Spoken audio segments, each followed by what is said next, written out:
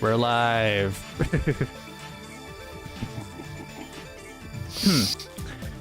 Hello, everyone. I guess I have to introduce myself because it's been a while since I've done a proper stream like this. I'm Novice, and I'm here with my friend Terror. That's his real name, actually. Yeah. Yep. So, I guess we can like start off with like some like the visual novels that we've played. So like I'm quite like a large visual novel fan. Like I played through the Fluffy and I have both played through the Danganronpa series. Except for V3, that's what we're doing next. We played through the Zero Escape series.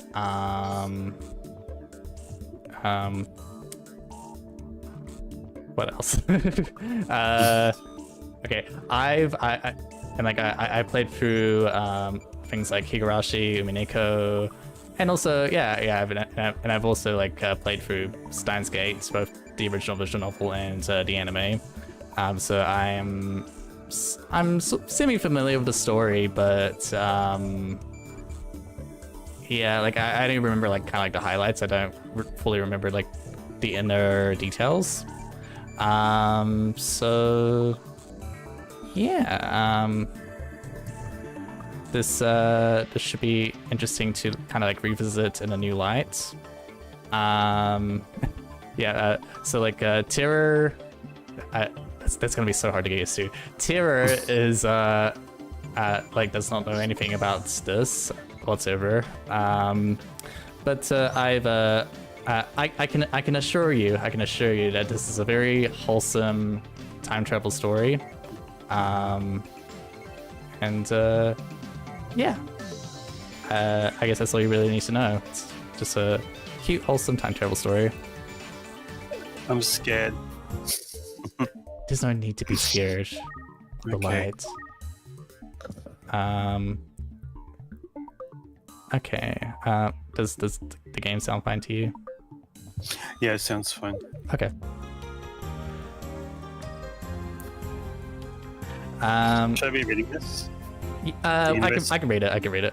Okay. The universe has a beginning, but it has no end. Infinite. Stars too have a beginning, but are by their own power destroyed. Finite. History teaches that those who hold wisdom are often the most foolish. The fish in the sea know not the land. If they too hold wisdom, they too will be destroyed. It is more ridiculous for man to exceed light speed than for fish to live ashore. This may also be called God's final warning to those who rebel. Very wholesome messaging, I would say.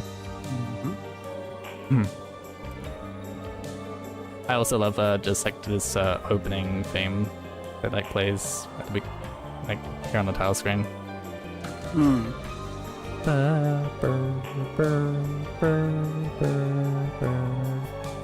I can see a spinning thing, so I'm guessing this is a space station or something.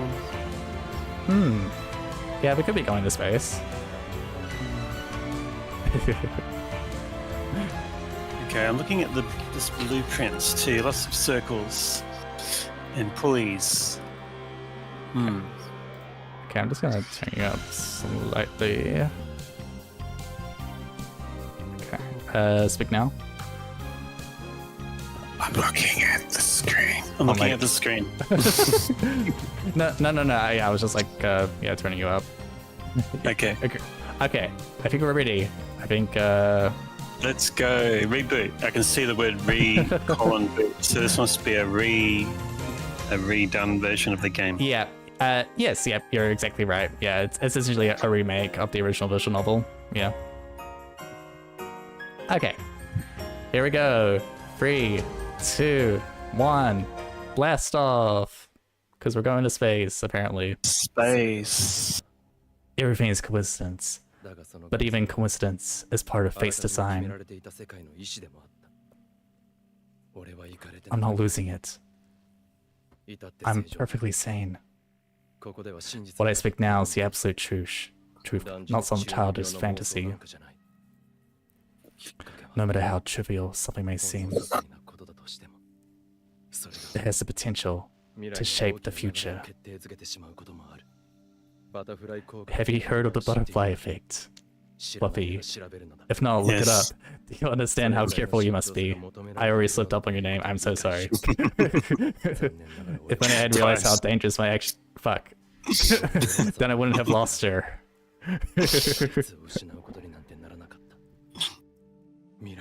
The future wouldn't have turned out like this. But how could I have known? How could I have known that I stood at a turning point, gripping in my hands the railroad switch that would decide the fate of all mankind?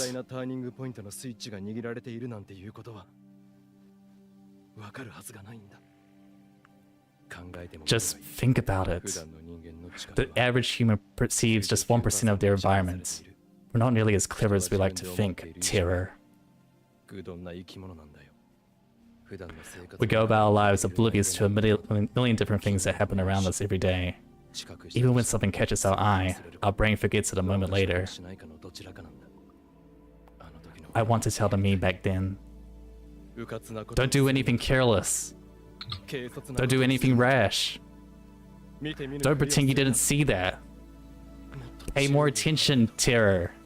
The hand of conspiracy was always closer than you thought, just waiting for the right moment to strike.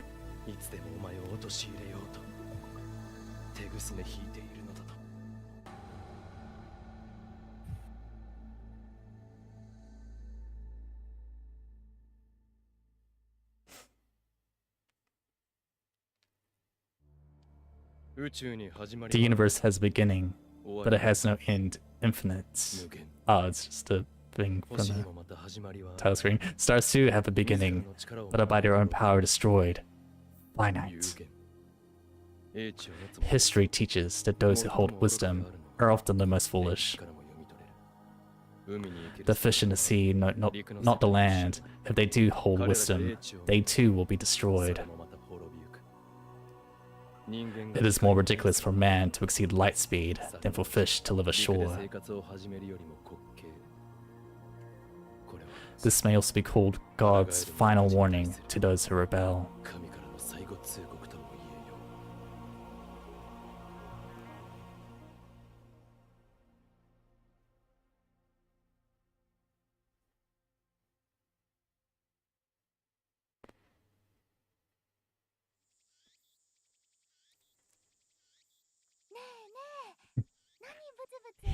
Hey, what are you mumbling about? There's no sound from the phone against my ear, only silence. I'll assign voices when it's relevant. Yeah. I am baking in the summer sun. A bead of sweat slowly slides down my chin and drips onto the concrete. Okarin! Earth to Okarin! Let me just... Okay, no. Okay, okay, I can see a system button. Okay.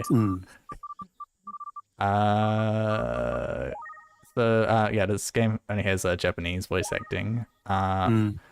Because we want to do voices, I don't want to turn down the voices all the way, but yeah, I think so. Yeah. Does it let you?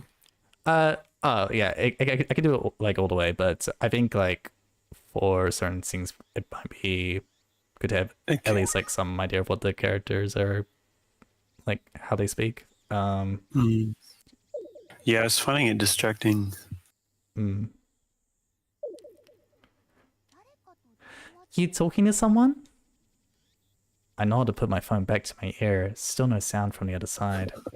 My contact is wise to maintain silence. The whole area could be bugged. No. Oh, no. I was just talking to someone. Everything's fine. I'm about to infiltrate the assembly hall. Yeah, Dr. Nakabachi got the jump on us. But I'll make sure he tells us everything. What? The organization is already on the move? I see. So that's the choice of STEINS Gate. El Sai Konguru. Steins Gate. Some know it as fate. To others, it is the will of God. You can count on one hand the people in this world aware of its true nature. In any case, we should begin the infiltration. I advance towards the building, towering before me. Of course, this is enemy territory. I can't just stride through the front door like an average person. I bypass the elevators and escalators and head to the 8th floor by the stairwell. At long last, I made it to the 8th floor. Honestly, I didn't think it would be so brutal. I'm just gonna turn out music just a little bit.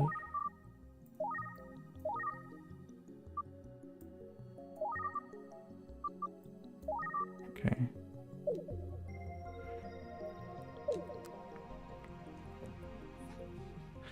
Who are you talking to on the phone just now? The girl, Sheena Mayuri, immediately resumes our conversation. She followed me all the way up here, and she isn't even short of breath. If I told you, I'd have to kill you. Wow, really? Thanks for looking out for me, Okarin. Let's do a little bit more audio things. Okay. Mayuri is 16, 2 years younger than me, so she's more like a little sister than a typical childhood friend. I've been looking out for her as long as I can remember. I almost had hoped that Mayuri would demonstrate the prerequisites to become the key to Steins Gate, but I've since set such notions aside. I don't want that terrible fate for her. She should live a normal life. That is my present wish. Oh, my cursor's on screen. Oops. I glance at the venue sign. It says Dr. Nakabachi's Time Machine Press Conference. So I'm just like looking at the sprite. It's not very common that I see like a dynamically changing character portrait. Like you see like the way the eyes are blinking, it's like very smooth instead of like. Oh yeah. Yeah. It's interesting. Okarin! Mayuri continues to call me Okarin, but that's neither my code name nor my birth name. It's simply an irksome nickname foisted upon me. How many times do I have to tell you? Don't call me Okarin. Huh? But I've always called you that. That name is long since dead. The me before you is named Hoin Kioma.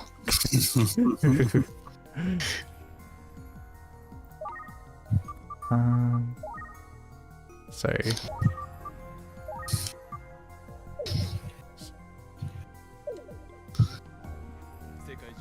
Renowned, say, mad scientists, wanted by secret organizations the world over. But that's too hard to remember. The important thing to remember is that Hoen Kyoma is my true name. But it doesn't even sound anything like Okabe Rintaro. You're so silly.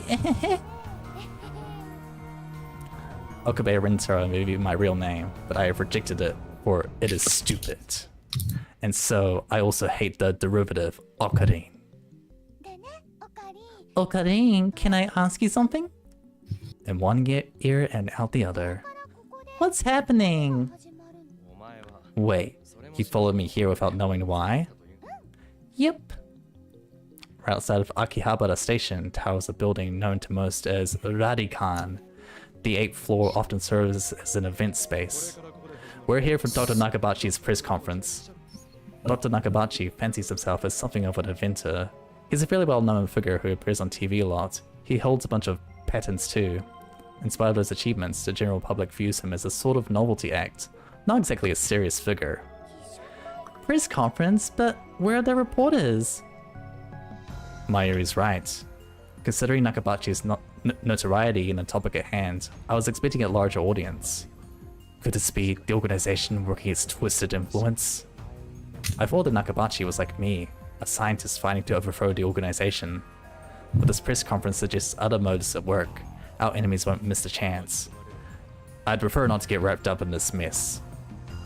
Nevertheless, I'm interested in what he has to say. Keep your guard up, Mayuri. I suspect this won't be a normal conference. Ugh. I didn't even finish my sentence. What's that sound? Alien wave attack? We're definitely under attack. It's coming from above us, but we're on the top floor. All that's above is the roof. Is it an earthquake? Shindo 2? Oh, magnitude 2? Wait, what's the difference between them again? No time to deal with Mayuri's confusion. Something's not right about this. I don't even know what Shindo 2 means. Feeling uneasy, I bolt out of the conference hall. I run up the stairs to the roof, ignoring the no trespassing signs in my way. I'm trying to play it cool, but what if there actually was an explosion just now? Damn, my heart's pounding. No, it's racing. Should I forget the roof and run for my life? But why would there be an explosion of all things? A terrorist attack. I don't know why, but I get the feeling it's something else entirely. Torn between rage and fear and curious excitement, I press on toward the roof top. What the? It's so wide outside. A strange machine is sitting in the middle of the roof. It's huge, maybe 3 meters tall. It looks kind of like a satellite. It's a spinning thing. It's a spinning thing. Oh my gosh, you got it. You're so good at this. Who put it here? Did Nakabashi prepare this maybe? As a set piece for his conference? Impossible. Even if that were the case, how the hell would he get it up here? This is the rooftop of an 8-story building, for crying out loud. Please, I'm trying to decide, you can voice random stuff. Hey, please stay back, everybody. A woman, presumably a staff member, walks over with her arms raised.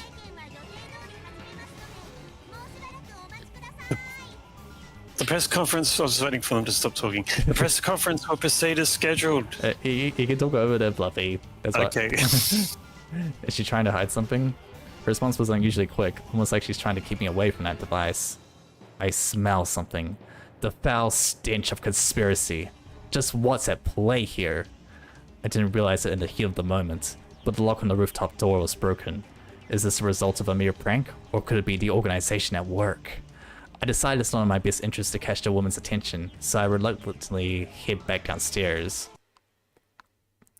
In all honesty, that was frightening. I head back into the event space, but I don't see Mayuri anywhere. Great. Where is she now? I find her on the 7th floor. She's standing by the floor entrance, before a wide array of capsule toy machines. She's gazing upon them with a wistful look. What are you doing? Well, I really want an Oopa. Mayuri points to a capsule machine reading Rainet Access Battlers Oopa Collection. Rainet Kakaru is a franchise recognizable to just about anyone at a glance. It is a popular... Wait, what? It's First typo. First typo. It is a popular anime series with its own card game spin-off, Rainet Access Battlers. They even hold international tournaments. Oopa is the series' mascot character. How best to describe it? Well, it's spherical, a dog-like orb with little limbs. Then get one. I would, but Mayushi is all out of 100 yen coins right now. Mayushi is what Mario calls herself sometimes. More specifically, according to her, it's supposed to have a star at the end. So, Mayushi star. Okarin, can you lend me 100 yen? Do you think it's that easy, Mayuri? You'll get no money from me. Instead, I'll show you just how harsh life really is. I pull out a 100 yen coin and drop it into the machine's coin slots. I open the capsule and take out the contents. What? It's middle! A middle Oopa! Is it rare? Super rare! Ugh. Mayuri's eyes are practically sparkling. Does she really want it that badly? I give this creature... I give this creature of metal to you, Mayuri. Honestly, I don't want it. Really? Can I take it, Okarin? The name's Hoin Kyoma! Thanks, Okarin. Was she ignoring me on purpose just now? You can be presenter. Thank you all for coming to Dr. Nakabachi's Time Machine press conference. I hear a voice from a loudspeaker coming from the floor above. Sounds like they're starting. Let's go, Mayuri. Just a sec. I gotta write my name on it. I can tell Mayuri is gonna sit enamored with her metal upa for a while longer, so I leave her behind and head back upstairs.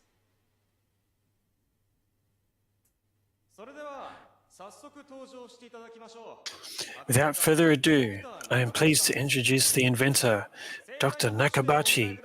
Please welcome him with a big round of applause. What are you doing? I was clapping. You can be Nakabachi. I am Dr. Nakabachi. Thank you all for coming. And it's all because you were an old man. Of course. Now then, ladies and gentlemen, allow me to begin with my theory of time travel, the greatest scientific breakthrough of the century. There are about 20 people now, including us, but still no media presence to speak of. So this is the extent of Dr. Nakabachi's fame. No one believes that he invented the time machine. I was interested in what he had to say, true, but my expectations were no higher than the rest of the onlookers. And a good thing they weren't. As he proceeds to explain his time machine design, my curiosity quickly turns to disappointment, then anger. Duh! Do you take us for fools? Who the hell are you? Who I am is wholly irrelevant. More to the point, just what the hell is this time machine theory of yours? You dare call yourself an adventurer and shamelessly quip from John title in the same breath? So someone throw this man out. You're the one who should be thrown out, Doctor. Where is your shame? From this day forth, you shall be stripped of the right to call yourself an inventor. Shut your mouth, you little pest. I feel someone grab my wrist from behind. Thinking it must be some staff member trying to get rid of me, I swivel around with a snarl. Rawr.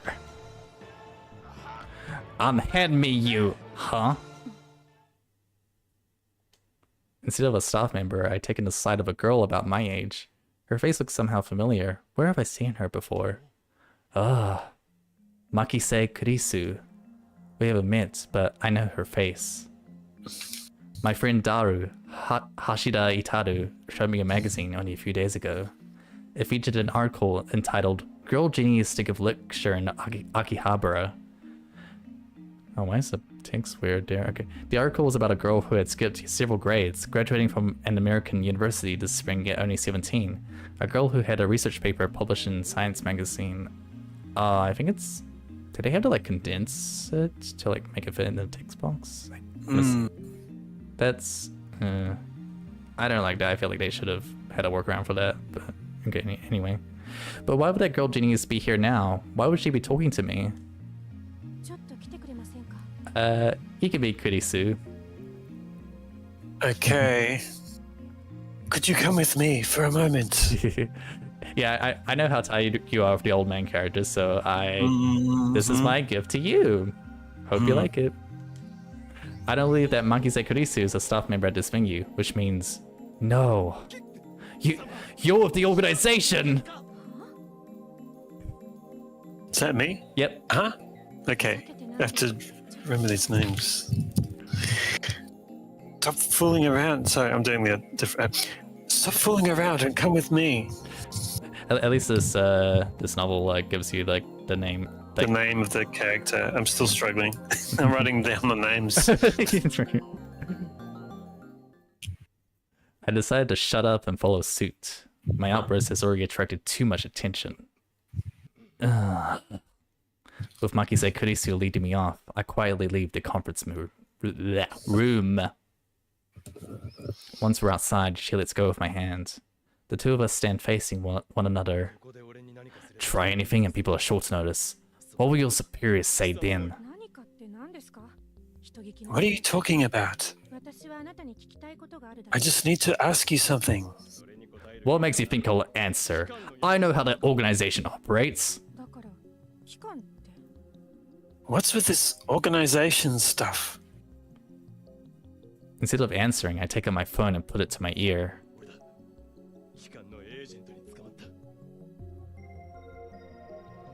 Is that you?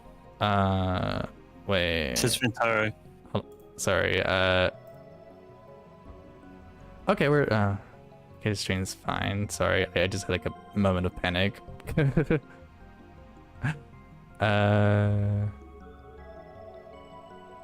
Wait, wait, I need to check something. You've been broadcasting to yourself. No, okay, it's good. It's good, it's good. Okay.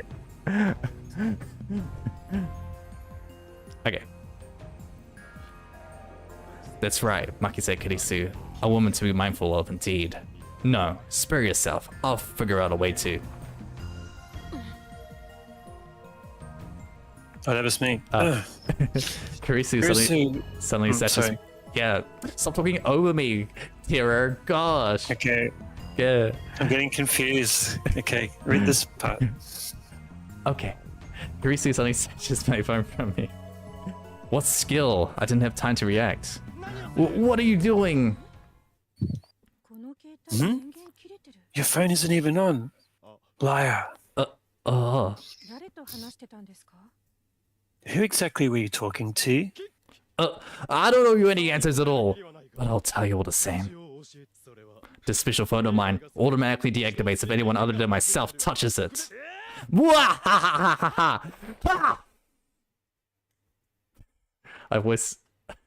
So what's overly loud? I forced out an overly loud laugh as I swiped my phone back from her hands. Oof, almost got cold in my blood. I made a solo attempt at putting the sweat from my brow.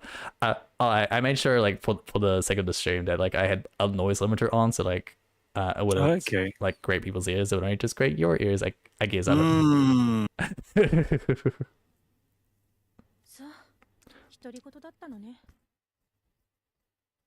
So you talk to yourself. Damn, Makise Kirisu isn't a girl genius in name only. I see. It'll take more than that to psych her out. On the contrary, she's the one psyching me out. Damn, looks like I'll have to make a tactical retreat. If I can just find an opening. Alas, her eyes are fixed right on me. I can barely find it in me to move.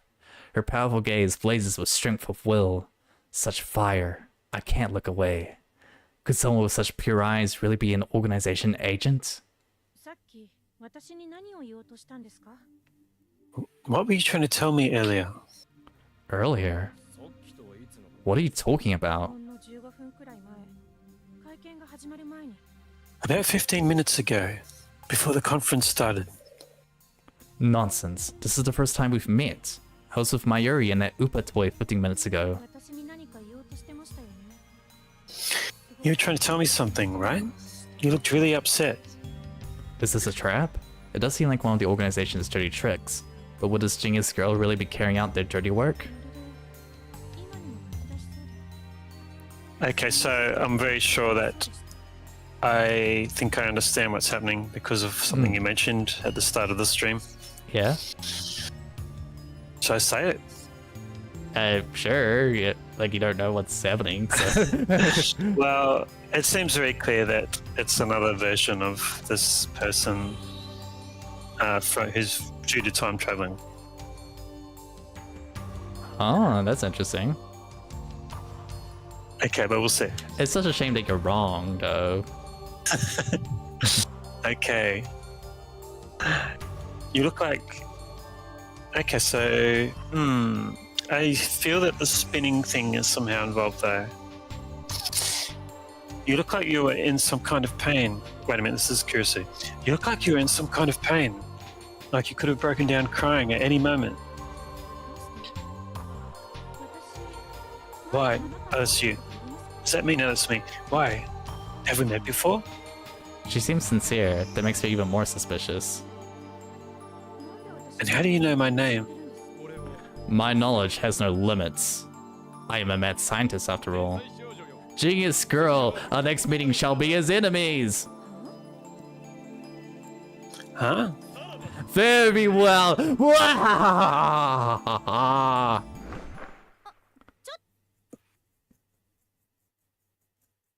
Ah, wait. I noticed that. I run down the stairs and quickly hide in the opposite stairway. I hear Monkey say Kurisu's voice echoing after me, calling for me to stop, like I'd listen to the enemy. That damned organization. To think they'd sent such an adept agent, they started pulling out all the stops. Alas, I cannot let them take me into custody. My mission was to attend the conference and evaluate Dr. Nakabachi's research. Now that I know he's a fraud, there's no real point in going back. I guess I'll just go home. But wait, aren't I forgetting something important? Mayuri. I was trying to prioritize the girl's safety, but I got careless. I'll try calling her first. If she's alright, then I can just have her meet me here. With that thought in mind, I take out my phone. I turn it on. And it rings just as I do. An email? It's not just a regular email, there's a video attached. I don't recognize the sender either. I open the video file with some trepidation.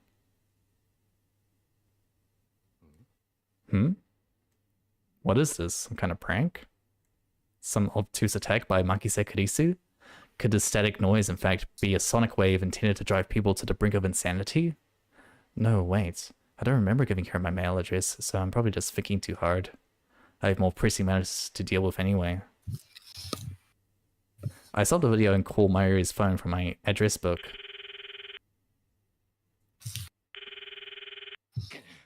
Still no answer? If at all possible, I want to avoid roaming around the person. Bumping into Makise Kurisu again, wanting to invite ruin. Still, leaving without Mayuri isn't an option. Call me overprotective, but I clearly can't take my eyes off her for a second. Her little sister aura is so precarious that she's prone to wandering off somewhere the moment she's left her own devices. And by somewhere, I really do mean anywhere. Mayuri has always been like that. I never know if she'll be there when I turn to look. In a sense, that's why I became Holy Kyoma. Nothing else for her. I have to go find her. Suddenly, I hear footsteps coming up the staircase. Okarin! Mayuri. Well, that saves me the trouble of looking. My little Upa ran away. Ran away? What? It's alive. That's a little hard to believe. I think I dropped it. So she's been off searching on her own? Jeez, I think I was actually worried about her. Forget about it. You can always get another one. No way that'll happen. It's super duper rare. It goes for like 10,000 yen on net auctions and stuff. Wait, what? That's why it was worth that much? Fake Mayuri, where did you drop it? I'm looking since I don't know where I dropped it. But if we do find it, I'm not selling it, okay? That 10,000 yen shall make a fine contribution to my research. I said you can't sell it. It even has Mayushi's name on it. Thus begins our search for the metal $63. Sorry, I just checked how much that was. Continue. 63 Australian dollars? 63 United States dollars. 69 freedom bucks. Okay. 63. Oopa, oopa, come out, wherever you are. Mayuri tries calling its name. I don't know if she truly expects a response. By the way, doo-doo-doo is Mayuri's catchphrase. It means... Actually, I never bothered to ask what it means. Anyway, the mental Upa is nowhere to be found. This might mean that she didn't drop it at the 7th floor near the capsule machines, but somewhere on her way to the 8th floor. There's also the possibility that it was pilfered by someone who knows just how much a mental Upa is worth. What kind of man steals a helpless girl's toy? Is there nothing in his heart but a lust for money? Sounds like you, Okarin. Whoa, wasn't expecting that from Mayuri.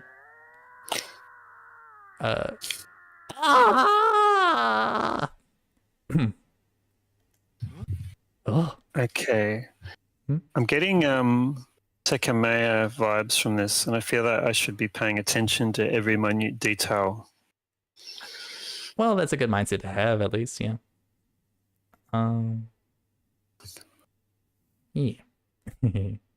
I mean, yeah, something could be like happening behind the scenes. Mm. Well, what was that? Was that a scream? I think so. First the incident on the roof and now this. What's going on here? Stay here, Mayuri. Oh yeah, and yeah, we've also read the Sticky Maya together, which is it's quite the logic puzzle of a visual novel, I will say. I followed the scream up the stairs and down a dark, empty hallway. I'm pretty sure it came from around that corner. And there, through a conspicuously open door, I see it. There's something on the ground.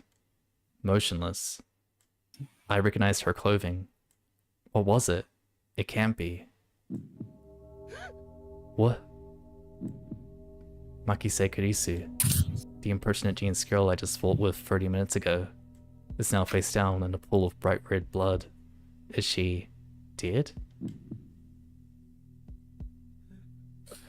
No, but why? She's probably just unconscious, and it's just that was just strawberry jam. It's wholesome, I promise. Yeah. It just showed the time and day. Do you remember what it said? I don't. Wednesday, 7:23 p.m., something like that. And of course, it doesn't show us now. Okay. Hold on. Sir. Backlog. It was on the top left of the screen briefly.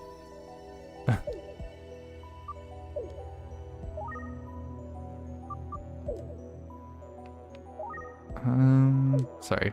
Can you go back to a previous line and play it from there? Let's see. Help.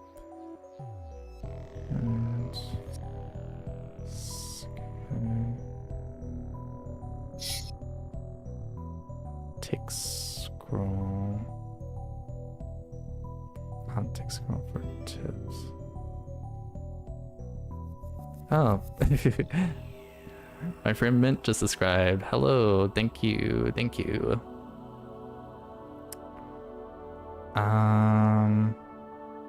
Scroll text.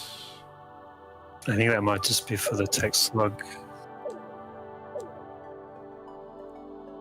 Yeah. Sorry, I can't go back. Okay. That's fine. I'll just call it out next time I see a date and time. Yeah. I want to run away. Shouldn't have come. This is wrong. I think someone killed Makise Kurisu. We're seeing the character for the first time as well. We're seeing whatever his name is, Bakarin or yeah. Kabe Mitaro. Who would do such a thing? There's no one else here. I need to get out of here. Now. I rushed down to the 7th floor to grab Mayuri. Well, what happened, Okarin? Oh, yeah. 7:28 Wednesday. 7:28. Okay, there it is. I'll just write this down. Annoying that it's not in the text log. Yeah. Or a fact file or something. Okay. Yeah, that is kind of annoying, actually. This was something that Sekime did have. It had like a list of facts. Yeah, it had a bunch of like, Sekime had a bunch of like features that to like help do like any relevant mystery solving. We're leaving. I race down the stairs, trying to drive the image of Kurisu's dead body from my mind, but I can't. The redness of her blood is burned into my mind more than the sight of the body itself. When I saw it, I wasn't scared. It was more like a deep sense of disgust, one that sent a freshening chill along my spine. But that was all I felt, fear and disgust. Shouldn't there be something more? I guess I just didn't know her that well.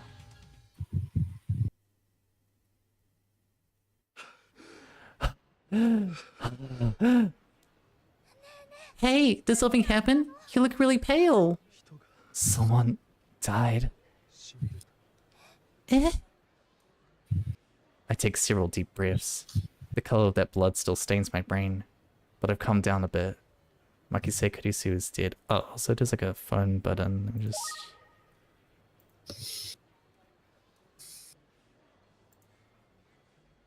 change.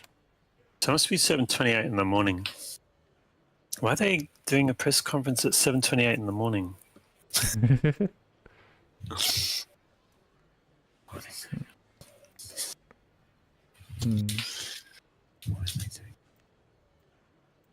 What does that say? We don't know what the date is. 28th of July. Yeah, I was trying to see. Did they say? No, I don't think they said. I can't click on the network. Okay.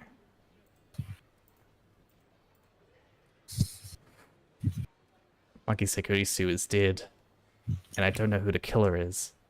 Sirens in the distance, I guess. An ambulance will be here soon. Police cars will come soon after, and chaos will reverberate through the streets. But for now, the crowds milling through Akihabara have no idea what has happened. Everyone is going about their business as usual. I take my phone out of my pocket, perhaps out of reflex. I'm not sure what I plan to do with it. Oh, I know. My friend Daru. I'll tell him what happened just now, since he knows about Makise Kurisu. Who could stay calm after witnessing something like that? Trouble. Seems like Makise Kurisu was stabbed. Could be bad. Someone stabbed Makise Kurisu. Don't know who. Could be bad. Wonder if she's okay or not. I have no idea who did it. I don't even know for sure that it was a stabbing. I just made the assumption based on the pool of blood on the floor and the fact that I didn't hear any gunshots. On the other hand, I didn't write that she was dead, even though I'm pretty sure she was. I can't exactly explain why I didn't. If I had to say, I guess I felt like writing it down would set it in stone. I finished typing and placed my phone over the send button, and then, with the lightest touch, I pressed down. Sending.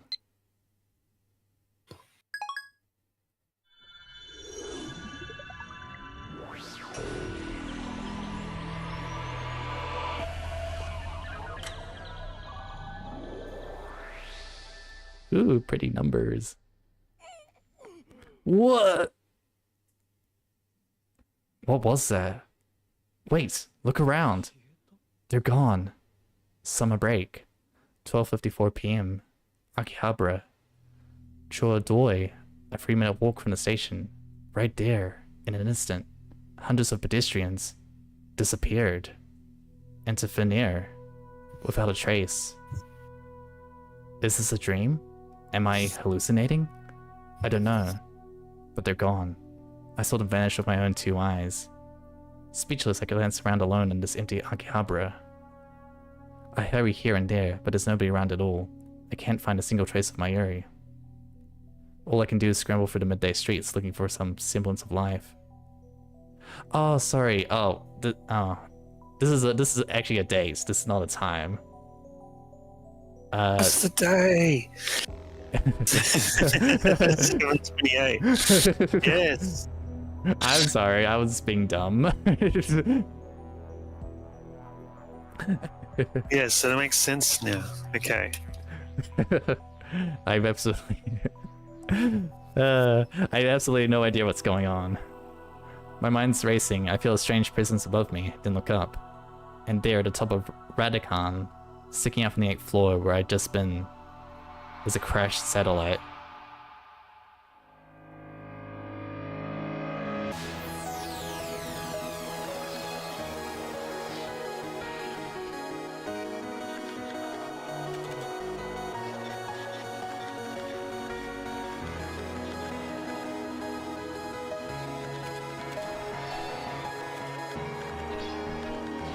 And the 12th Fury.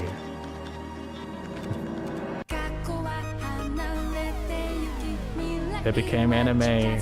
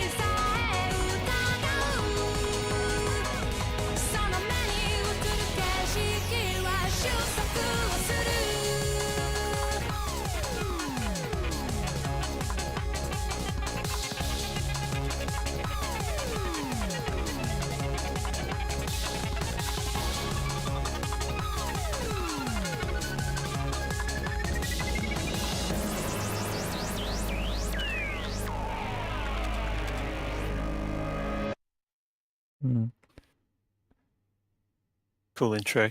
Yeah. I guess like I liked I saw like the contrast of like the lack of colors for a lot of it. It was like most like black and white. Well, with a little bit of like tinge of like orange. Hey you, can you see us? Why won't you answer? I'm asking a question. Yes, you on the other side of the monitor. Your silence only strengthens my hypothesis. From your perspective, it must seem as if we're the ones in the screen. But that's a fatal error on your part. The one within this screen is you. The world you believe to be real is naught but a fabrication, and you with it. True reality is on this side of the screen. Don't believe me? I don't blame you. Few are those who can handle the truth. But no matter, I shall speak in simpler terms, easy enough for even you to understand. Terror. First, let us establish our locale. This is Tokyo, Akihabara, to be precise. The future gadget laboratory. Though typically we just call it the lab. This building is the base from which I will achieve my heinous ends, to reshape the very ruling structure of the world. Really? You shouldn't do bad things, Ocarine. Quiet. I'm a mad scientist, remember? Starting at the station, head down Chodoi and take a lift towards Kuraimashi at Suehirocho Station. I am very Japanese. Yes, yep. But before the next traffic light, you'll spy a narrow alley. Down that alley stands the rundown Ohiyama building. Our lab is on the second floor.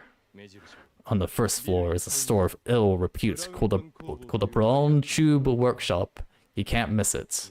It's a store that insists on specializing in CRT monitors, even in the modern day and age. It is a rather desolate place. Even Akihabara, famed for its richer air, has little need for such a place. But the proprietor of the Brown Tube Workshop, Tennoji, is also the owner of the building. Such is the reason why, despite surging land costs and urban development, a store so haplessly self-indulgent can still afford to exist. To my luck, the proprietor happens to have a good eye for others, for it was my own charisma that he duly recognized, granted me use of the building's second floor for next to nothing. Mwah! Ha ha ha ha ha ha ha. Alas, the future gadget laboratory is suffering from a dearth of manpower. We're always on the prowl for new hands. At present, our research staff are... Ocarine, you need to say lab mems, not research staff. Lab mems, laboratory members, are free. I am the founder of the Future Gadget Lab, Lab Mem number one, the insane mad scientist, Holy Gyoma! I think Ocarine sounds cuter though. Here we have our lab's sole female, the cosplay-loving Labman number 2, Shina Mayuri. Do, call me Mayushi desu. I like making costumes more than wearing them.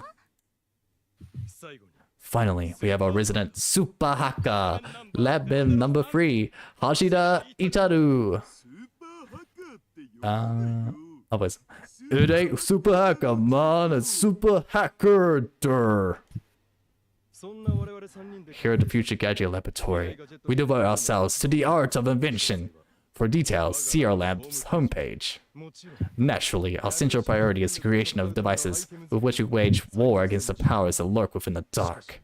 Yet most of our inventions are mere offshoots from that pursuit. In fact, that describes all of our inventions thus far. Our arsenal of future gadgets already stands at a total of 8 inventions.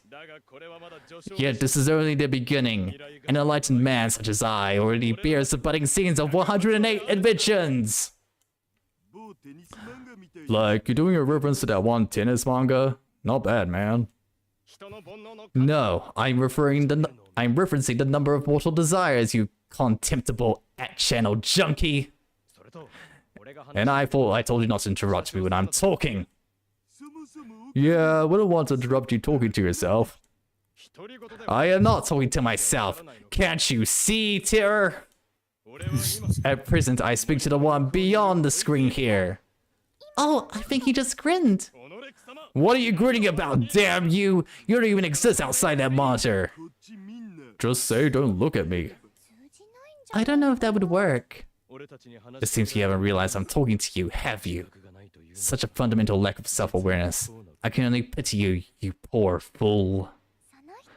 But you know, maybe from that side, we all look like game characters. That doesn't even occur to them. Isn't it the same for your 2D girlfriends in Daru? They're not my girlfriends, they're my waifus. Nobody cares about your hot harem. But Mayushi brought up an interesting thematic question just now. If we were game characters, how would we know? Any way we could tell? No. Come on! Such postulations are pointless.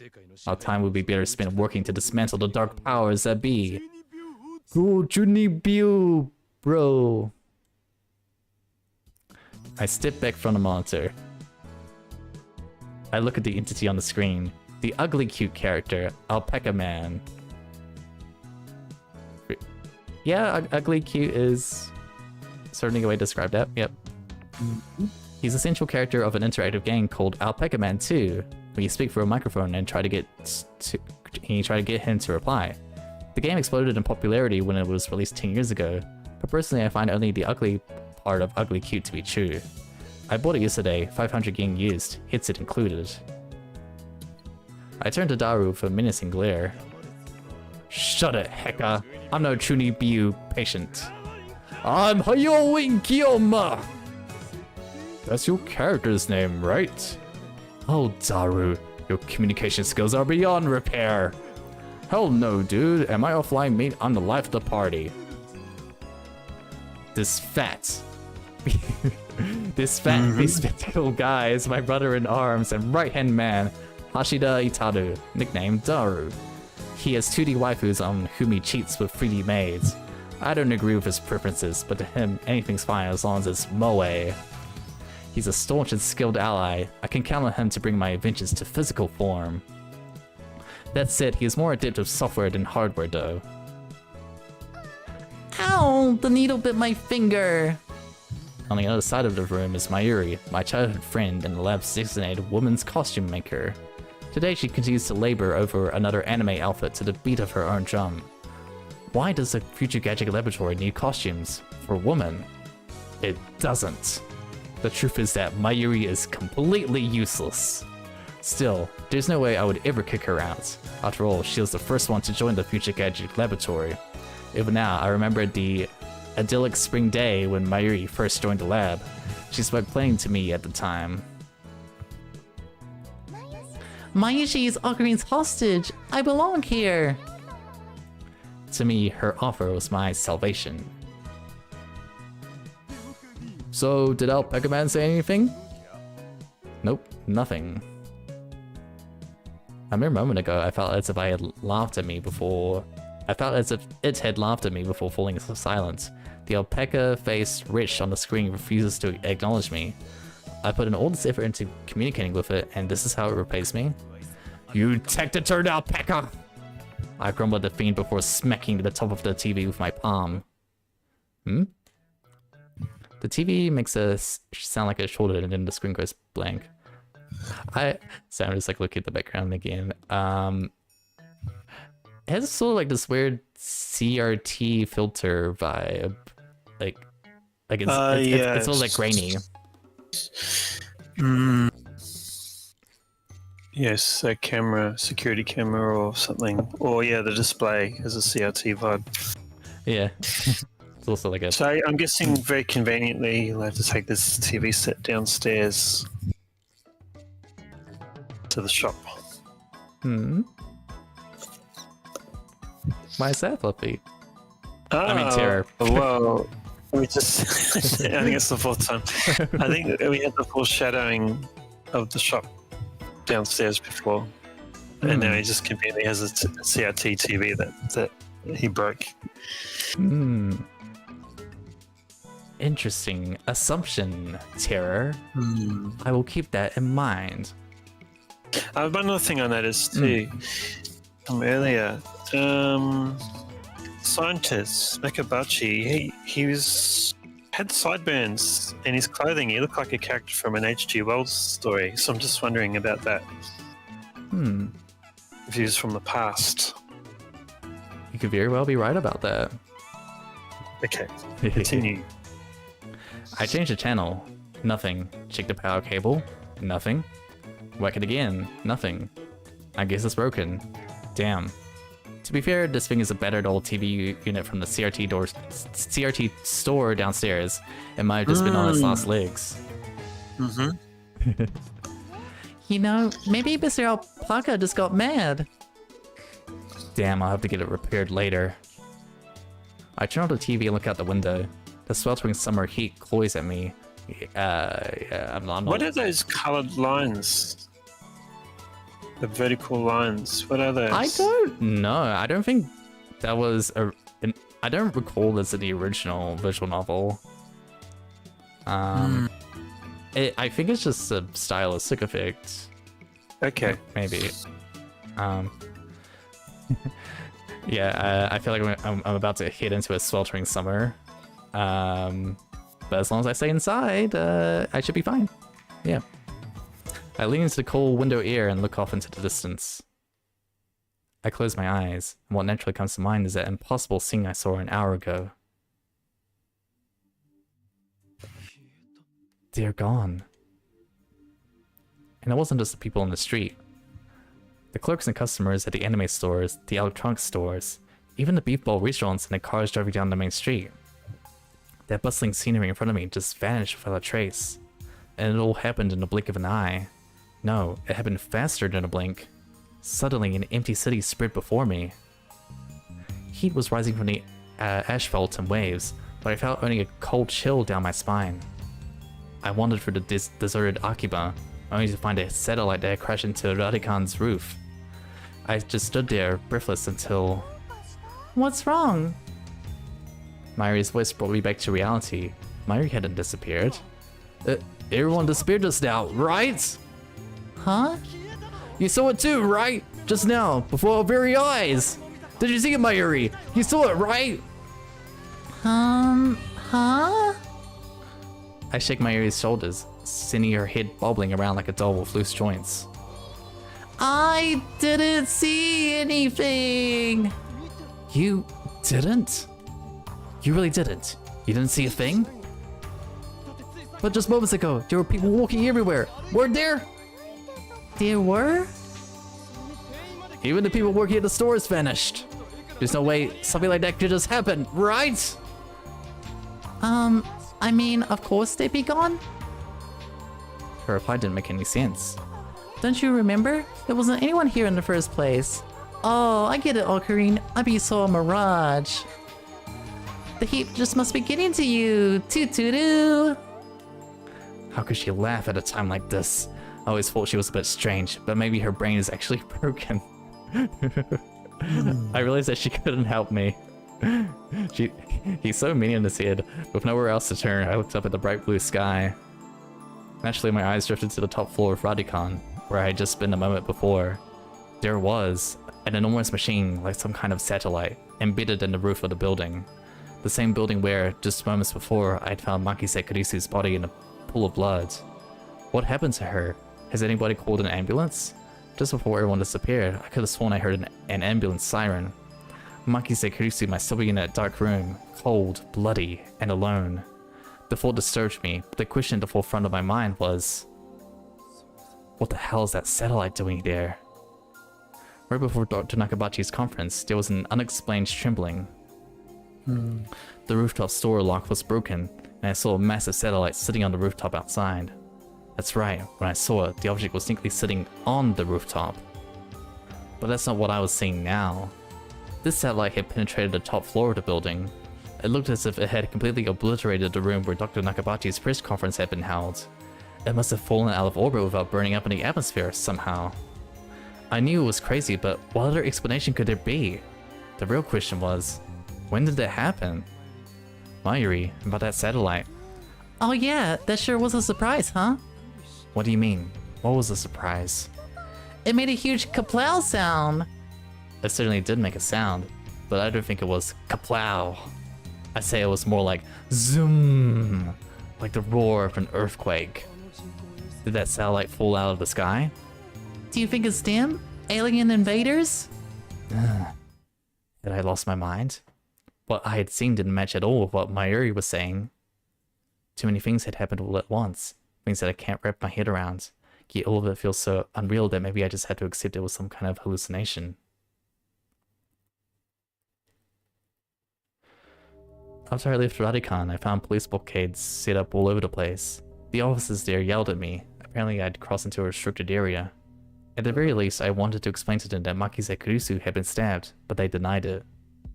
They said flat out, nobody's been stabbed at Radicon. Was that really true? How could they be sure? At any rate, the cops escorted me and Mayuri off to UPX and then left us to our own devices. I'm kind of surprised that the NPCs' faces are drawn. Usually, artists save time for like less unimportant scenes by like not drawing the faces and just make the characters like look more generic. There are a couple that are, yeah. Oh, there's a couple. Oh, okay, there's a couple. Ones, yeah. Interesting. Barely drawn. There were people at UPX as usual. There was nothing we could do, so we headed back to the lab, and that brings us to the present. I still feel completely baffled, caught in something utterly unexplainable. Did the whole hour since the beginning of Nakabachi's presentation really happen? I check online for any news. The net is buzzing about the mysterious machine that crashed into Radicon. The area around Radicon and Chuodori is temporarily closed off from the public, but nobody at all seems to be bothered about the hundreds of people who had just been right there one moment and then to vanish the next. It's all a mystery. A mystery? I see. So that's it! This is all a cover-up, a plot by the organization! To think they already had the police dancing the palms of their hands. Japan must have fallen. Ugh, what a sorry state! Alas, they failed to deceive these eyes of mine. Soon shall come the day that I expose their misdeeds and tear down their wretched system. Satisfied with my conclusion, I grab a bottle of Doc P from the fridge and start chugging. DK Pepper. Definitely not Dr. Pepper. It's the not Dr. Pepper. Yeah. I'm seeing the vertical colored lines again on this side. What is that? Yeah, that's I see those as well. They're blue and red, right? Yeah. I don't know. Okay. Maybe we're in a virtual world again. Doc P. Truly, there's no beverage more refreshing for the studious mind. Cool is bitter. You sure love your Dog P, Akadin. But of course, he who fails to grasp this intellectual beverage is missing out on the fifth of life itself. Gosh, I remember drinking Dr. Pepper like once a couple months ago when I was like experimenting with drinks, and it tasted like medicine. I don't know. It just... Is it aniseed or something? I don't know. But yeah, no, I'm on team Itaru. Cola is bitter. Yes. Mwah!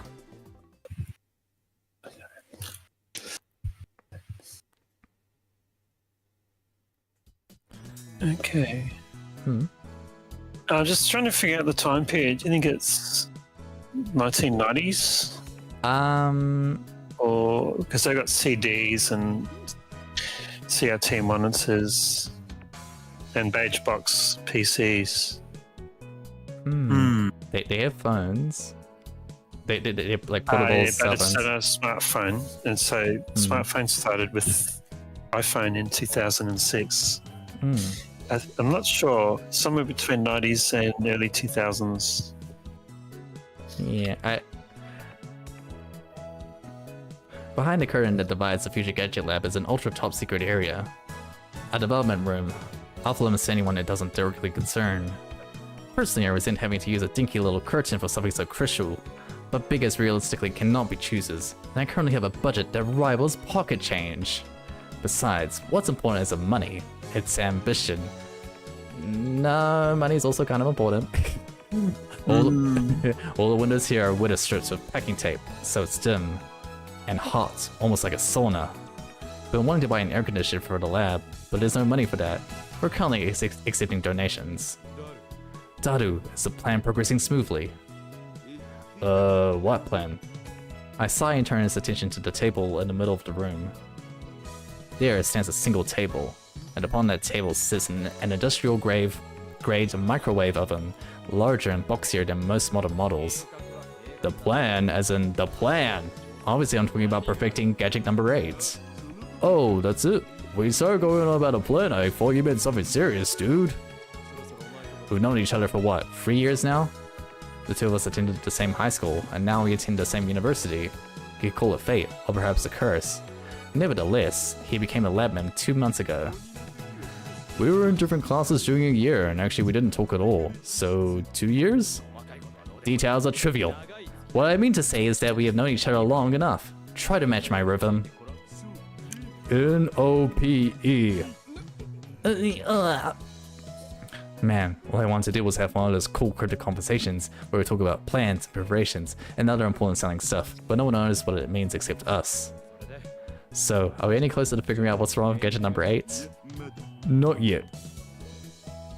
So far, the Future Gadget Laboratory has completed a total of 8 inventions.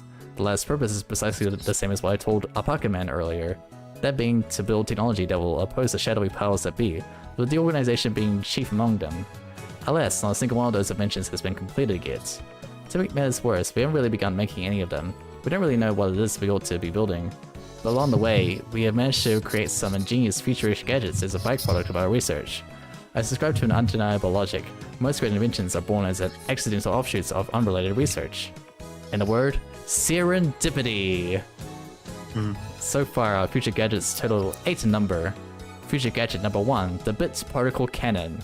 Future gadget number 2, the Bamboo Helicam.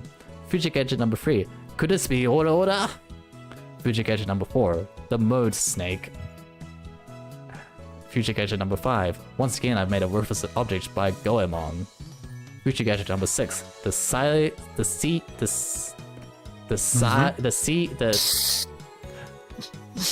don't you laugh at me. The Sialoom Saber. Future gadget number 7, Ghost in the Ball. Anyway, our current problem is future gadget number 8, the Phone Wave, name subject to change. The name is presently devoid of aesthetic sense, but that is precisely why it is subject to change. We'll come up with something more elegant later. Might I add that it was not I who named it that in the... Might I add that it was not I who names it that in the first place. That is a weird sentence, but I guess it makes sense. That was Mayuri's doing, but I digress. The Phone Wave, named subject to change, is, in short, a remote-controlled microwave. A few days ago, however, we discovered that the Phone Wave, named subject to change, has a second unintended capability. It all began with dear Mayuri, you see. She'd made it a daily habit to use the Phone Wave, named subject to change, and its remote-controlled function to heat her food. She was going about her routine, following her favorite juicy fried chicken number 1 when the unthinkable happened. The chicken came out more frozen than when she'd put it in. The microwave refroze the chicken. Bear in mind, the frozen chicken had almost thawed by the time she placed it in the Phone Wave, named subject to change. But when she removed it, it was frozen solid. Since then, Daru and I have been searching for the cause. I just wanted to comment on the vertical, the colors and stuff again. Yeah. I feel that they're hiding something in plain sight, in that they seem to be highlighted colors, fluoro highlighted colors. There's specific colors: orange, green, blue, yellow, and they're like drawn. It's something. I just feel that they're hiding something in plain sight. Okay, continue. Yeah, they're distracting us from that big buff man in the background. Yeah, I was wondering why they had that there. We tried redoing the same thing Mayushi did over and over, but like sometimes it freezes and sometimes it doesn't. And when we tried to freeze a banana, it turned out really weird. I just don't get it. Mighty, bring forth the bananas! Are you making more gel bananas? Don't make me repeat myself, Yuichi. We are not calling them gel bananas. But gel bananas are gel bananas, you know? Enough of you. Hand me the bananas. Oh, I did see a weightlifting bench thing. I think the fat guy might be doing weights or something. Or he has an idea of doing weights. Possibly. I took the bananas from Myri and stick the whole bunch into the phone wave, name subject to change. How come you always put in the whole bunch? It's such a waste. Stinginess is a path to ruin in the face of the organization. We need to win. I don't care about winning though. Besides, I'm the one who buys all those bananas. What are your thoughts about who the organization is? Well, the guy seems crazy. What? Rentaro. I can't tell. It's almost like some fantasy thing, and I guess it's deliberate. The visual novel wants us to think he's like some like guy who is living in this fantasy world with shadowy organizations. But obviously there is something very strange happening. There's the spinning thing, which was initially on the roof and then embedded in the top floor of the building. Apparently another version of himself running around, people disappearing. So there's obviously something, and also these strange like highlighter marks or crayon marks on the backgrounds. Okay, so I don't think he's crazy. It does seem strange. He's I mean, this whole lab thing is like a clubhouse or something. It doesn't seem like a real. What? You dare to compare the laboratory to a clubhouse? Yeah, My he's goodness. 18. Something is obviously going on, and he does seem to live in some kind of fantasy world and a world of conspiracy, which he seems to like. It's sort of like almost like he thinks he's a secret agent or something. But let's see what happens. Besides, I'm the one who buys all those bananas, and because of you, Maishi never gets to eat a single one. Next time, we'll only do one banana. The phone wave name subject to change is simple to use. It's a microwave with a phone taped on. The number is already in my address book, I just need to call the phone wave. I waste no time.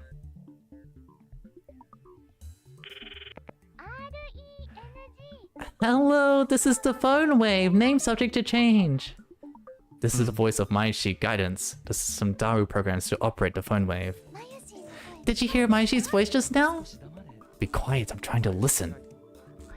You can operate the timer from this menu. After pushing the hash button, please enter the heating time in seconds. For example, press hash 60 for 1 minute. For 2 minutes, press hash 120. Entering the command properly will cause the phone wave name subject to change to function like a normal microwave. Instead, we're going to deliberately mess up and enter 120 hash. Oh, I had to manually do it. That music sounds like it's been produced by a synthesizer called a wave station. Oh. And they were popular in the mid to late 90s. So I don't know when this game was originally released, but it makes me think, don't know. I deliberately haven't read anything about the game or the visual novel. Good, very good. I don't know how to press.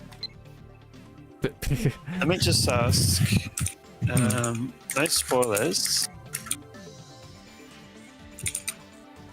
Does STEINS Gate use a wave station? I could be wrong for the music.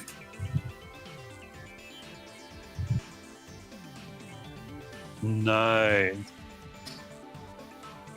Did not use a wave station. Let me just ask.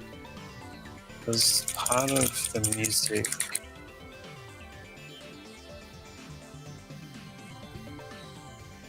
a wave station, a wave sequence?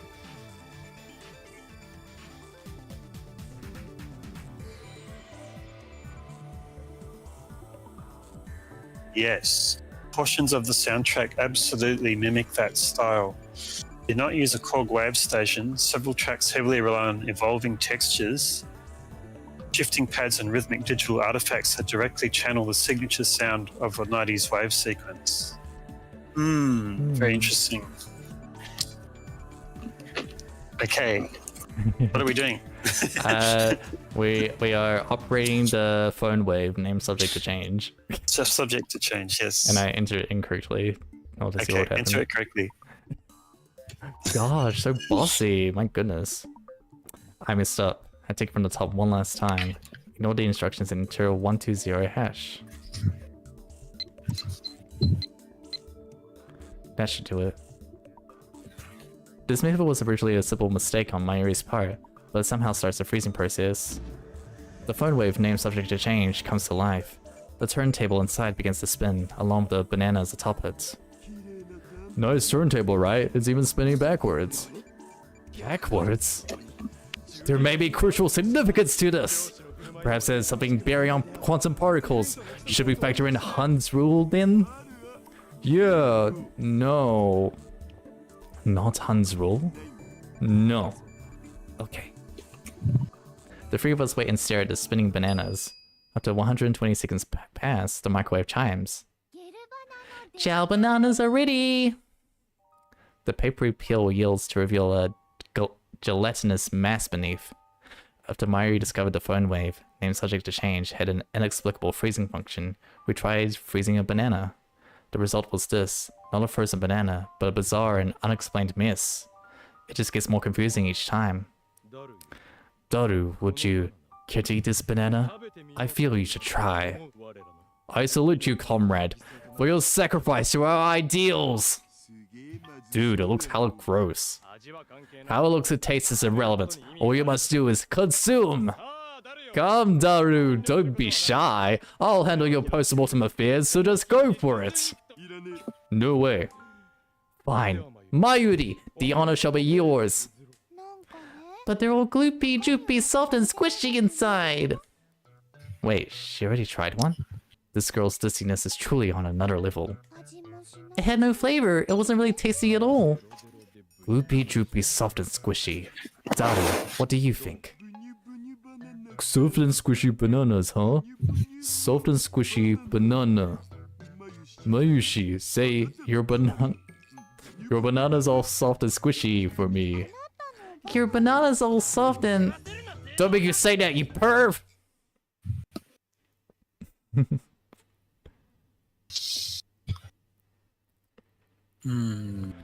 Daru and I cut our phone wave, name subject to change, squabbling short, and headed out to Daibiru. There's a seminar being held at ATF and we need to be there. The two of us attend Tokyo Dinky University. Its industry academia program sometimes has us come to ATF as part of our curriculum. Summer credits, basically. We have to attend a seminar and write a report. Come to think of it, what's today's seminar about again? I looked it up before the summer holiday began. I should have written it down. I spy a large display broadcasting the news overhead. Looks like a lot of stations are reporting on this morning's incident. You can be a reporter. Behind me is the large, unidentified object that crashed into a building near Akihabara Station. At present, the building is cordoned off by the authorities, and nobody is allowed to approach. But from a distance, the object very clearly appears to be a spinning thing. Sorry, a satellite of sorts. Wow, that was you played the role of a professional news reporter very well. Man, feel the AC. I'm alive. Unlike the lab, Daibiru has air conditioning, making it an oasis for poor students like us. Yet another reason for our diligent participation in this seminar. About the phone wave, name subject to change. I might have found our answer.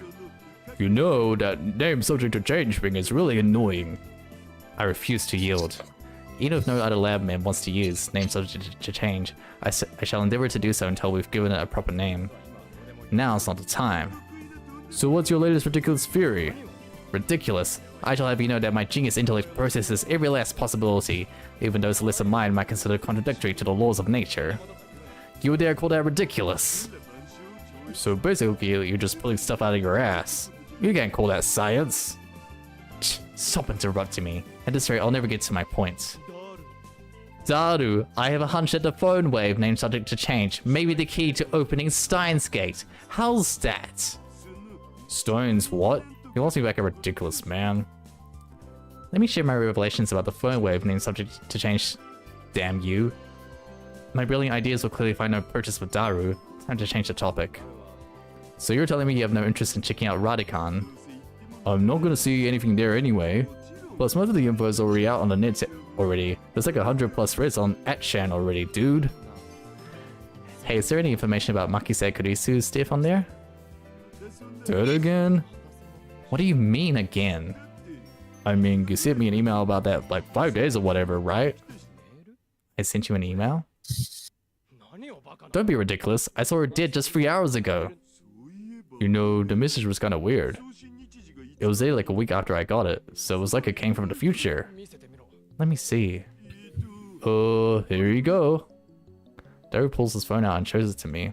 He's right. The email was sent from my phone. It was split into 3 mails. Someone stab. Bid Makise K. Kurisu don't. This is the email I sent you 3 hours ago. This came in 5 or so days ago? How could this be? The elevator suddenly chimes, signaling our arrival on the ATF's 5th floor. Suddenly the doors open up and reveal the whole head. As I step out of the elevator, I spy a girl, and I recognize her. You! Impossible. Chills run down my spine. I can't move a finger. I stare at her face in disbelief. Makise Kurisu! She notices my presence. Our eyes meet. Is there something wrong? You... I waste no time in confronting her. You should be dead! Why are you here? And you're even... There isn't a single bloodstain on her clothes, and they're the same ones she was wearing when I found her. Only a serious wound could have produced that much blood. Yet as far as I could tell, she's completely uninjured. Not a scratch. I realize that I'm gasping in disbelief. What's wrong with you? Are you really okay? You're not injured? No, this can't be real. I saw you, Makise Kurisu, stabbed by someone and lying in a pool of blood. Hey, could you not talk about me like that? I'm perfectly fine, except I don't know how to wear a jacket. Is she an illusion? No, an evil spirit. Am I haunted? I don't believe in such unscientific drivel. I am a mad scientist. I anxiously reach out to her in disbelief. My fingertips trace through her hair. Feels silky, quite the cuticles. Substance. She's tangible then. Naturally, she can't be a ghost. I move to poke her cheek. Her skin's so soft, so alive. Dead bodies don't feel like this. Not that I've ever touched one. Huh? Oh, Karin, I don't think that's a good idea. Hey. Are you trying to get yourself arrested? I just want to know the truth. That's right, she was stabbed. Maybe she's just hiding her wounds. This requires further investigation. I grab the hem of her jacket, seeking to open it. But she bats my hand away. What truth? You perv. You stupid. Wanna die? Luis John's favorite line for the win. Now hold on, I know what I saw. Right after Dr. Nakabachi's conference in Radicon this very day, you were stabbed to death, marinating in blood upon the floor. Wait, Dr. Nakabachi? Okadi, what are you saying? Nakabachi's conference got cancelled, man. Cancelled? Yeah, because of the satellite crash. Something's wrong. Our stories aren't matching. It's the same thing that happened right after I saw the mass disappearance. Mayuri's story didn't match mine. I need to know. Am I being swept away into something completely and utterly absurd? Is this another organization conspiracy? Excuse me, My name is Hyoin Kiyoma! Really, man, you're hopeless. okay, Yuoin-sen. I'd like to... I don't know how to say that. Can you say it? Hyoin-san. Hoin-sen. Yeah. San. Yeah, it's difficult, so I don't blame you. I'd like to hear your story in more detail. Looks like she finally understands I'm not lying. I still don't understand why my memories don't match everyone else's. I doubt that I can give you a good explanation. Before I can even try, a terror walks over from the far... I'm sorry, that was mean. A middle-aged man walks over from the far end of the hall. Makize-san, it's almost time. Huh? Oh, right. Thank you. Carissa glances at me one more time, then sighs and heads towards the small conference room. Okadin, we better go too. Go where? Like the lecture we came here for? Ah, that. Does she come to attend the lecture too? Strange. Why would a girl genius like her sit in on something like this?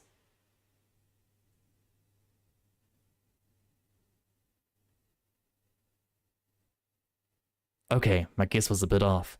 The girl genius didn't come to attend the lecture.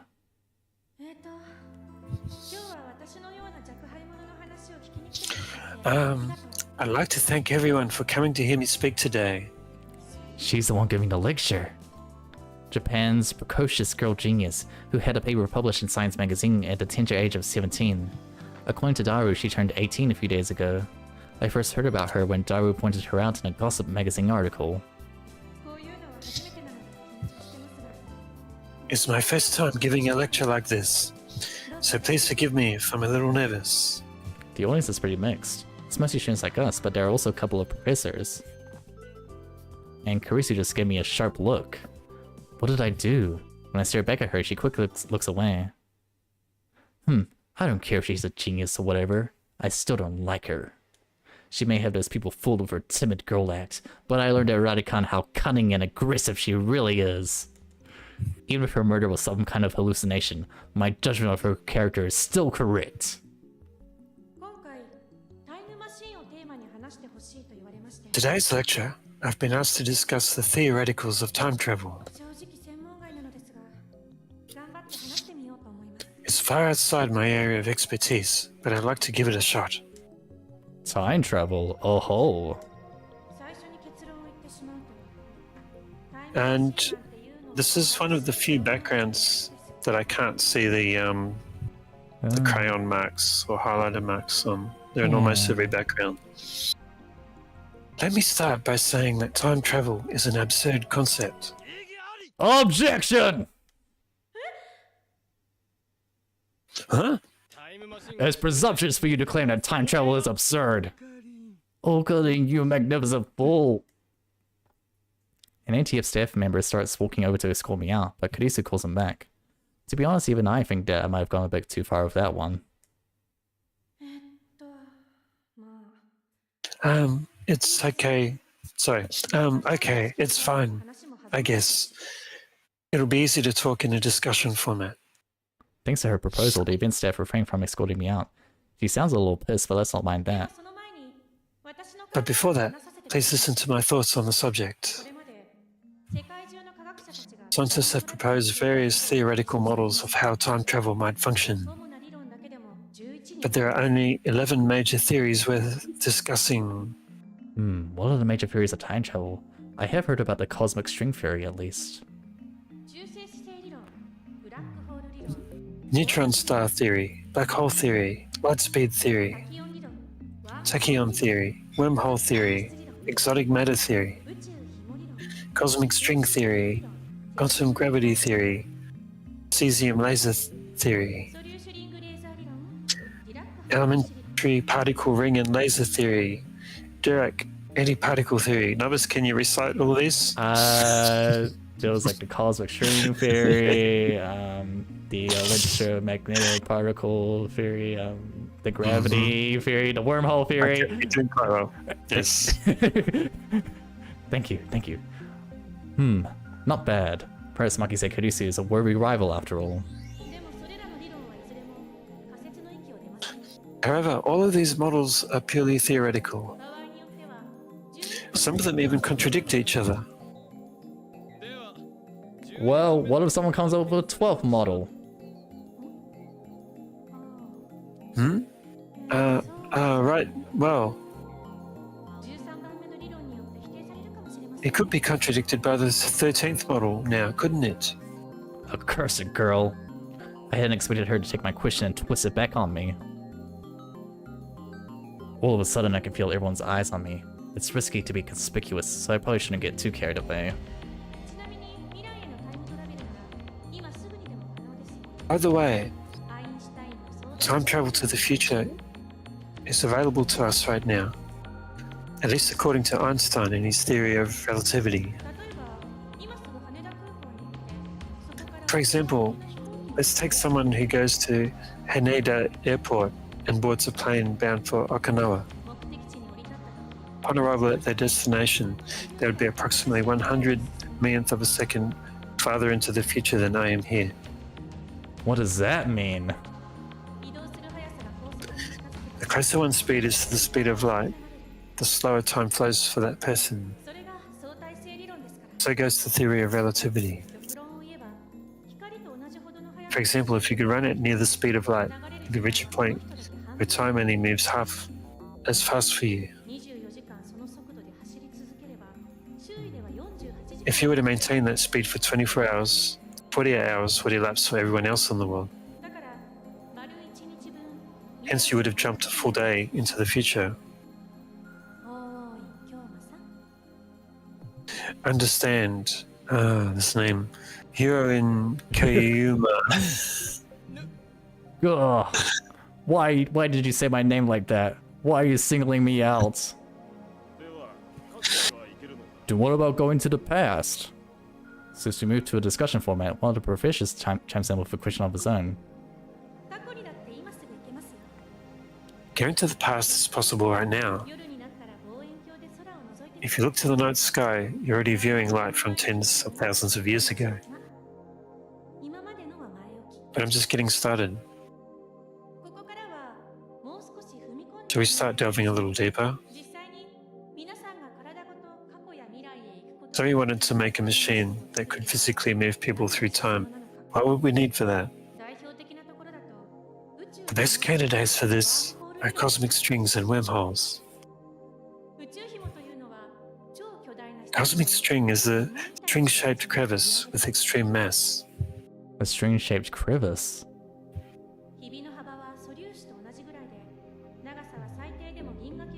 The crevice would be about as wide as an elementary particle and about as long as a galaxy's diameter. It bears a mass so immense that it distorts space-time itself. If you were to travel through the distortion, you would make a full circle around the string in under 360 degrees. In short, you can do something akin to a warp. This is known as the space-time angular deficit. Passing through an area of angular deficit would reduce transit time to 0. Now let us apply this to a cosmic string moving at near light speed. Per the theory of relativity, time will flow slower for the cosmic string relative to its surroundings. Hence, passing through the area of angular deficit would reduce transit time not to 0, but negative. Ergo, after you transit, you would arrive in the past. Then, by using 2 cosmic strings, you could perform a space deficit jump. Looping back to your original location would allow you to return to the same time you started the revolution in. And that, roughly speaking, is time travel by means of cosmic strings. Oh, just a point of clarification. Cosmic strings are not the same as superstrings. Now then, you need 3 things in order to travel to the past with cosmic strings. First and foremost, the cosmic strings themselves, to be precise. Mind you, they're currently hypothesized to exist only where the universe was first formed. Maybe a tad hard to find right now. Second, you would need to have a drink of water. One moment. Okay. You would need the energy required to make them move at near light speed. Now, how much energy do you think you'd need to accelerate something as long as the Milky Way to anywhere near the speed of light? Wow, Terror. A lot? I guess, 1... Million billion trillion? Yeah. Joules? Joules. 1 billion million joules. Of course. Fuck. I think this is from Back to the Future, right? That's a reference. It's a jokey reference within the presentation. Something tells me it's a touch more than 1.21 gigawatts. This earns a few chuckles from the audience. Third, you require a spaceship capable of reaching the cosmic strings and then returning. That is conveniently shaped like a satellite. With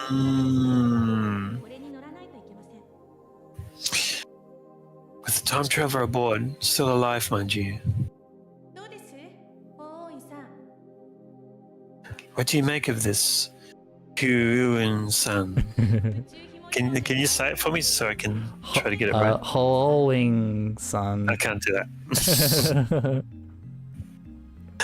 Care to elucidate us about cosmic string time travel?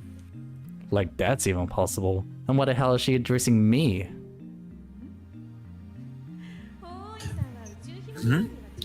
Looks like Hoyoen-san doesn't want to take the challenge. I always had it.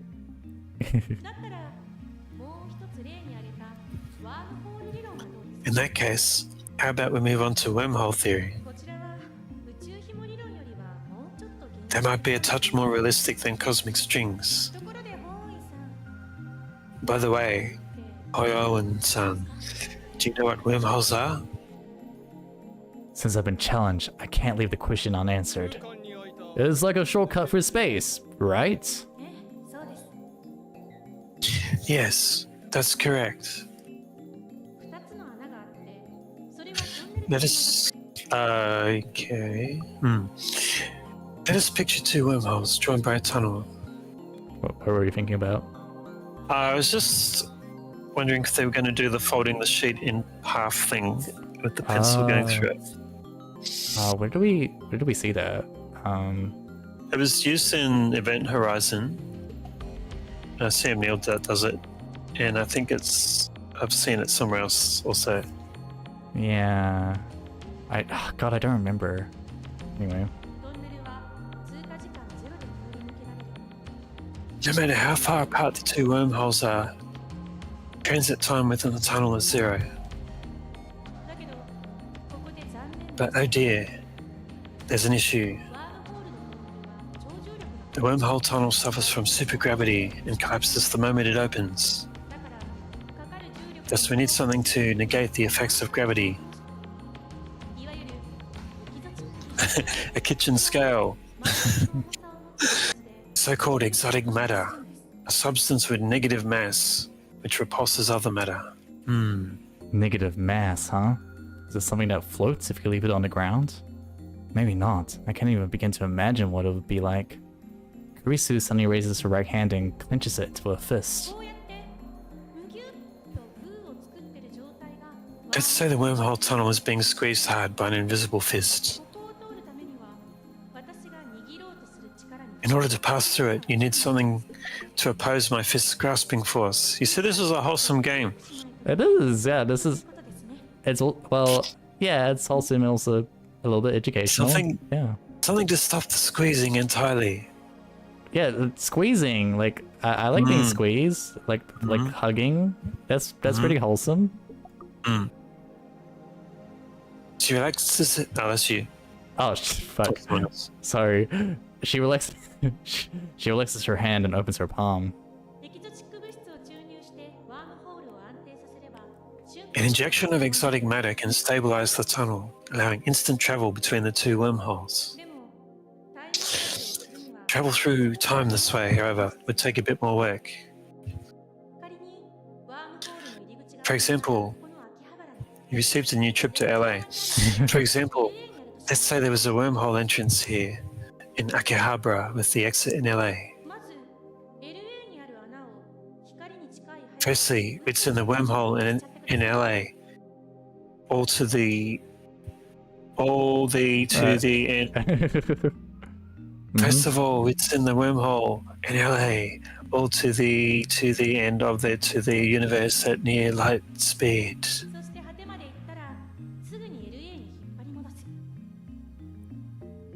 Once it's there, we'd yank it back to LA. How?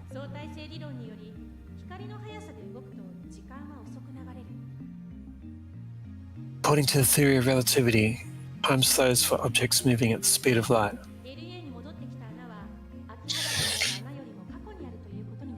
This means the hole that is returned to LA would now be further in the past than the Akihabara hole. So now, if Hyoen-san jumped into the wormhole, he'd arrived in LA several years before he left. Yet we can't really call this time travel in the true or conventional sense. It only resembles time travel. We call this the Urashima effect. Crucial part is returning to Akihabara from LA through the wormhole he came out of. Because as the transit time would be 0, Hyoen-san will return to Akihabara several years in the past. Time travel complete.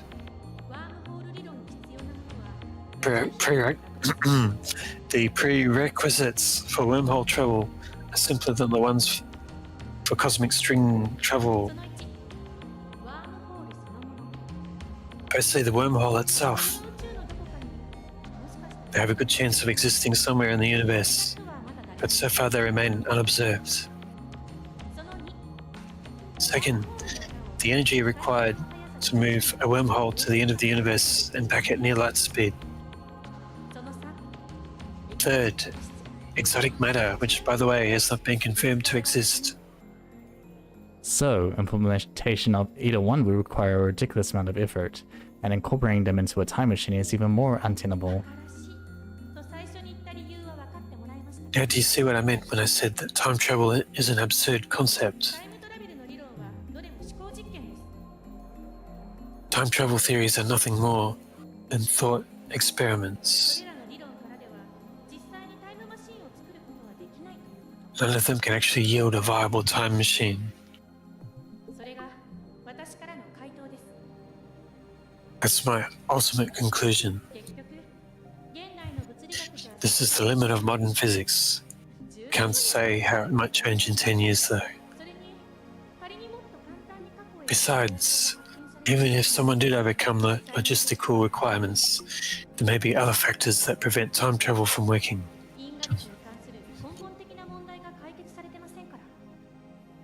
And that would be due to fundamental issues in the principle of causality that remain to be solved.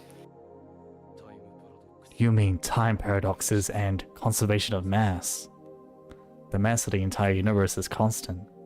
If a time machine came back from the future and traveled to point A in the past, then point A would suddenly have excess mass from both the time machine and its pilot, thus creating an inconsistency. I remember reading in a book, a terribly schlocky book, mind you, that a violation of mass conservation on that scale would be enough to endanger the universe. It didn't say what kind of danger though.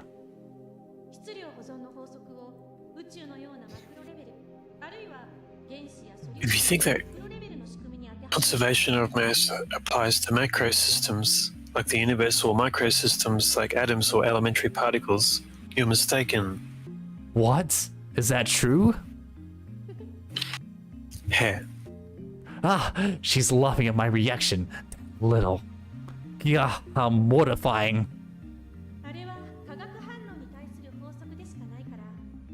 Conservation of mass only applies to chemical reactions. It doesn't hold in modern physics at all. Then what is the problem? The time paradox of time paradoxes. In other words, the grandfather paradox. Oh, that thing where you kill your own ancestors before you were born.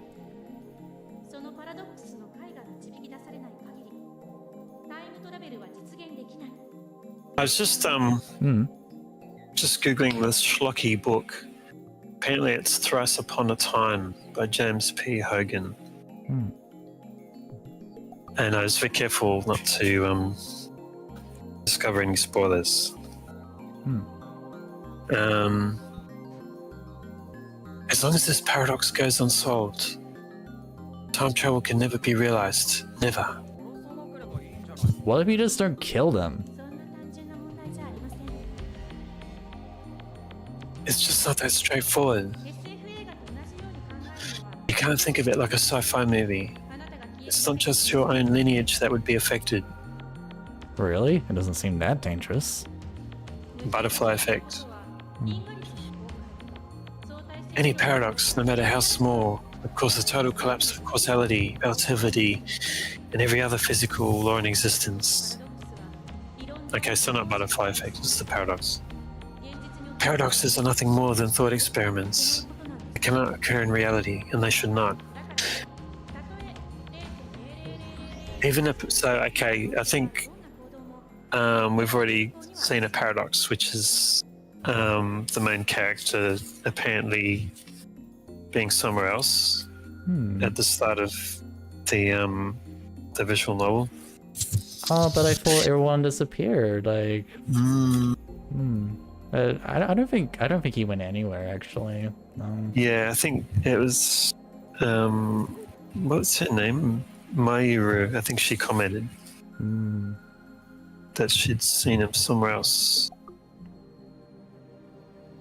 Even a paradox with a 0.0000001% chance of happening simply cannot exist. The universe wouldn't permit it.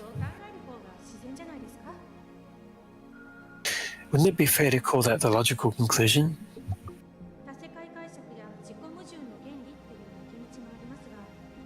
There are loopholes like the many worlds interpretation or the self-consistency principle, of course. But those things are closer to fantasy than reality, and I see no point in entertaining them. Oh, that was an anger thing.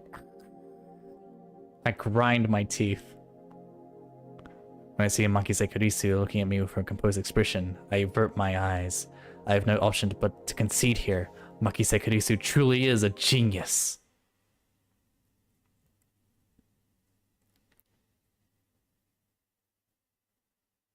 I ended up with... The lines that say, I'll stop talking about this No, for you're a while. fine. The crayon marks, or whatever they are different. They're not the same. They change. But they seem to be made up of the same colors. They're like specific colors from fluoro highlighters or crayons. Okay. I ended up listening to all of Kurisu's lecture at ATF. But going over the first two time travel theories, she went on to cover the rest just as thoroughly. She did initially have some moments of hesitation, of course, but she soon began speaking confidently. You wouldn't have thought it was an 18-year-old girl hosting her first lecture. She did well to respond to my malicious questions with sarcasm. She's got guts. Wait, why am I praising her? Leaving that aside. I saw Makise Kurisu dead, and yet she is alive. My memories don't mesh with reality. Not just my memories of Kurisu either. My conversations with Mayuri and Daru as well. Everything in this current reality stands at odds with the world I remember. Everything will be solved, but I just told myself that what I saw was a dream, an illusion, and never happened. As I ponder this, Daru hurries back home ahead of me. Personally, I'm not quite ready to head back just yet. I need to focus on finding a way to discover the true cause of my contradicting memories anyway. This leaves me with no choice. I arrive at Yanabayashi Shrine. I need to get I need to get exercised. I seriously thought that the Makise Kadusia ATF was a ghost. Regardless, it's natural to seek an exorcism after such an experience. I'm Japanese. It's in our blood. It's my culture.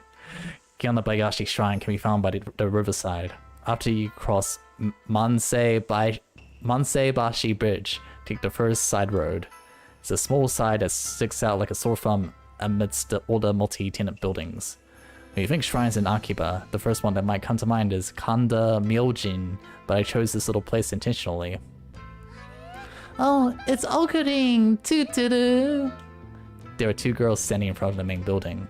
One is Mayuri, the other is a docile-looking and beautiful girl wearing traditional Miko attire.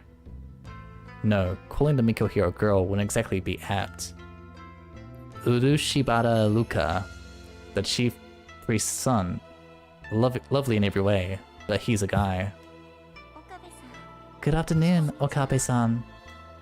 We met when I saved him from some particularly aggressive amateur photographers in Akiba's pedestrian heaven. It also happens that Lukako and Mayuri are classmates. I learned that fact after I had gone to know him. Are you practicing with Samedare like I told you? Yes.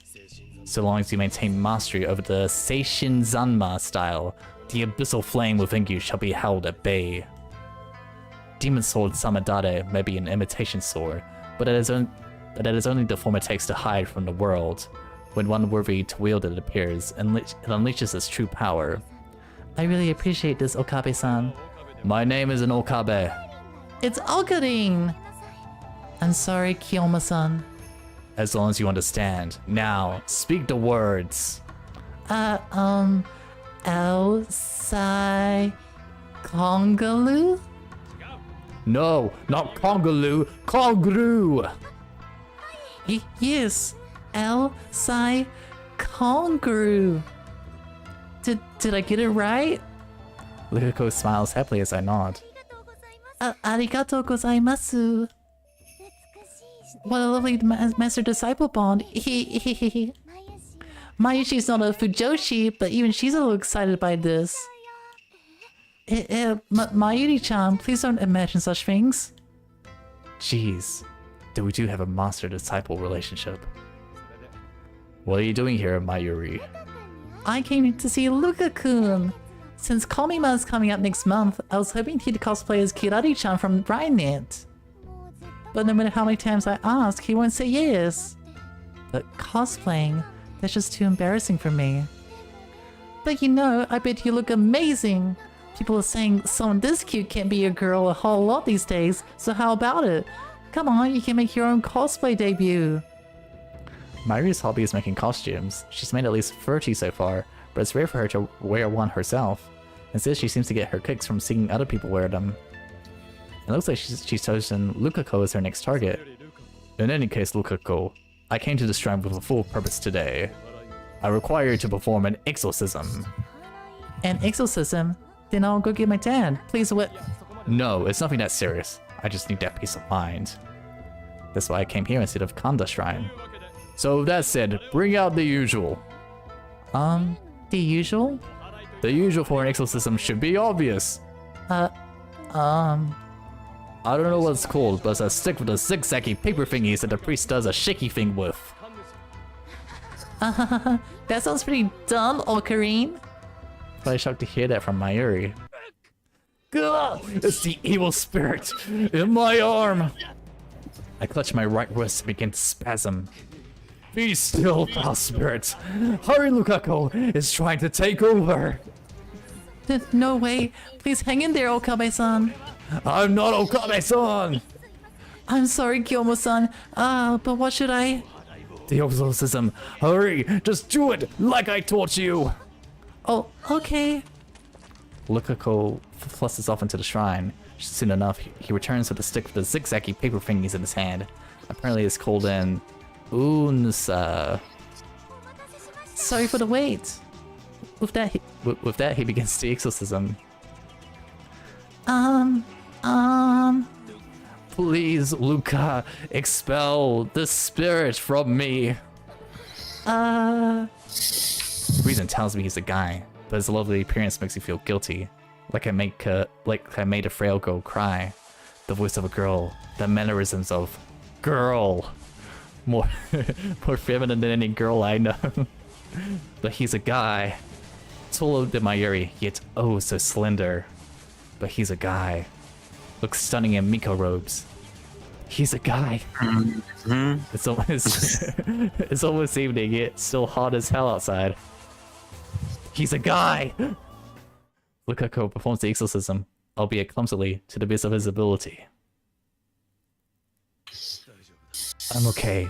Looks like he drove away the evil spirits. Good job, Lukako. I didn't want to drag on forever, so I gave him my appreciation and brought an end to the debacle. I'm glad I was able to help. Lukako gave us some corn on the cob, and Mayuri and I left Yanabayashi Shrine. Though this corn was originally sent to Lukako's home, Lukako offered to share it with the lab after it proved to be too much for his family to eat. We truly owe Luca for providing us with these valuable supplies. Mayuri suddenly takes her pocket watch out and checks the time. It's a very old watch, not the sort you'd expect a high school girl to carry. Its name is Pockety. Ever since elementary school, Mayuri has carried Pockety with her everywhere. It's her most important treasure. If she's concerned about the time, it must mean she has to go to work soon. Okay, Mayuri has to go to her part-time job now. Catch you later. Yeah. Hey, Mayuri, do you remember hearing a man scream at Radicon? Scream? When? This afternoon. I don't think I heard anything. Oh, well, alright. You're funny, Okarin. Mayuri gave a wave and hurried over the bridge.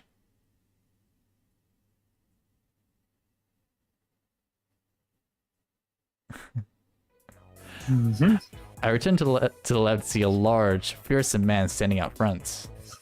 The man happens to be the owner of this here store. Actually, he owns the whole building. His name is Tennoji Yugo. I call him Mr. Brawn. It's a fitting name for someone who loves brawn tubes. Hey, I need to speak with you. You can voice him, yep. Oh, and what for? The TV you gave me just gave out. I bet you were treating it rough, weren't you? Love. You gotta treat him with love. A muscle-bound bolt guy talking about love. It sends shivers down my spine. I'll need repairs post-haste. Man, why do you always talk like that? Suddenly an unfamiliar girl calls out to me. What's up? You... Who are you, mysterious atmosphere-destroying woman? I am Amane Suzuha. And after that nightmare greeting, she just introduces herself. Such bold behavior. Could she be an organization spy?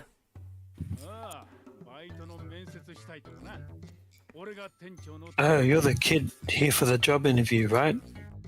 I'm Tenyoji, boss around here. A job interview? This young woman? You'd actually choose to work part-time in this driftful, out-of-style, barely frequented CRT shop operated by a grumpy old fart? You want an extra 1,000 yen added to your rent? My words are but the truth, though I suppose it's not my place to get involved. Anyway, I had no idea the Brawn Tube workshop was hiring. You always look so free. I didn't know you needed the help. Well, I kinda insisted on it when I called up, you know? The boss refused at first, but I wouldn't take no for an answer. How old are you? 18. Same as me. Why do you want to work here? Because I love CRTs. Hi, you start tomorrow. Heck yeah! Wait, what? Is this some sort of joke? Are we on camera?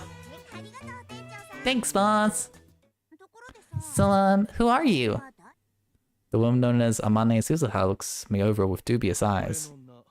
My name. You wish for such knowledge? Nay, you do well not to ask. Learning that name may yet bring untold woe upon you. You join a long line of those who fell to the organization simply for knowing me. The American Sarah, the Italian Claudia, and who could forget France's own Simone. I cannot bring myself to put another in the line of fire and... Hey, stop pulling things out of your ass. This idiot rents the second floor. Name's Akabe Rintaro. My name is no Okabe, it's Hoin! Quit it, or I raise your rent. I'm Okabe Rintaro. Can't say I know what organization is after you or anything. What's up? He was threatened to put the rent up 1,000 yen, and we established before 10,000 yen is 63 US dollars. But I don't know when this game was made. It could have been worth more in the past. Let me look at I don't know what the setting for this game is. Into US.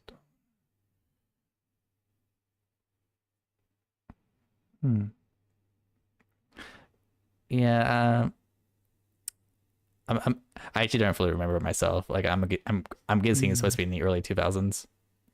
Yeah, it may have been worth more at that time. Can't say I know what organization is after you or anything, but if you're ever in trouble, Okabe Rintaro, let me know. I can help with stuff like that. Huh? Stuff? Like what? If necessary, I can hurt him so bad they'll never bother you again. You know, boss, I don't think you should hire her. Aye, she's sounding like a rabble-rouser, but it's fine. I'll fire her if she causes trouble. I've never heard rabble-rouser before. I've heard it. Really?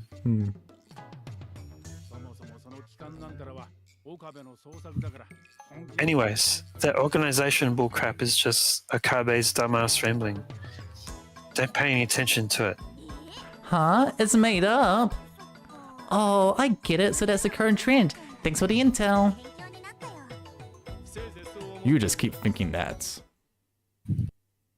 But someday, the entire world shall grovel before my feet.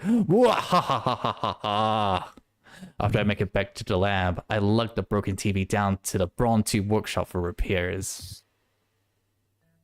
There's no sign of that Amane Suzuha woman anywhere inside. Looks like she left already.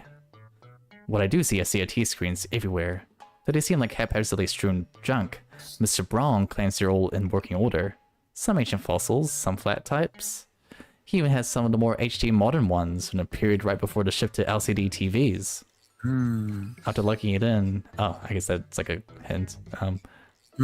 After lugging it in, I asked the man himself if he can take a look at my TV.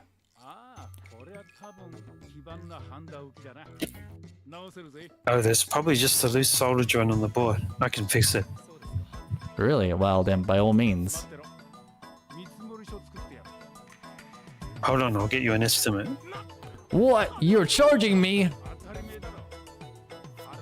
I was just thinking, it probably makes sense, like a TV shop wouldn't call itself a CRT shop, so it's obviously a retro shop. And LCD TVs already exist. Yeah. What did you think? This ain't some charity. You're the one who gave us a TV. Yeah, so what? Never said I'd service it for free. Curse you. You have some gall to say that after forcing a half-broken piece of junk onto us. Oh, shut up. If you don't want it, I can take it back. Though I'll have to charge you for its safe disposal. Extortion! You dare cheat the man who very well may change the future of mankind? Huh? Who's that now? Me, of course. Who else? How's about you brush your teeth and go to bed, twerp? You got. Oh, That's my line. I'm sorry. You got some nerve saying that to me of all folks. I'm basically letting you live up there for free. You shall have your money, Mr. Braun. I managed to talk him into giving us a temporary replacement TV in exchange for the repair fee and carry it back up to the lab.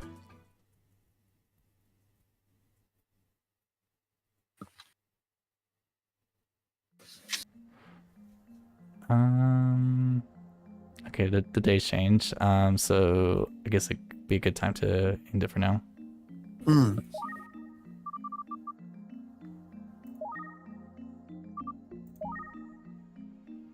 Okay. Looks like game.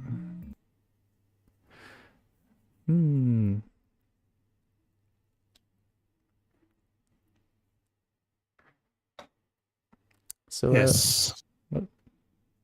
Yes. So I don't recall whether the crayon marks were present before the glitch happened. Unfortunately. Yeah, I actually don't remember. I wasn't fully paying attention. Although I will say I only noticed I only noticed the crayon things like outside of the Radicon building and outside of the lecture hall where Makise was. They're in almost every scene. Yeah. And the first time I questioned it was when the sun was shown outside, which was the sky. So it implies that it's not on an object within the scene.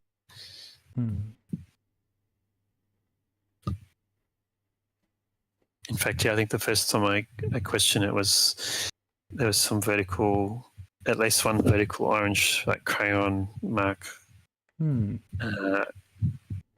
covering the sun, or on that part of the image.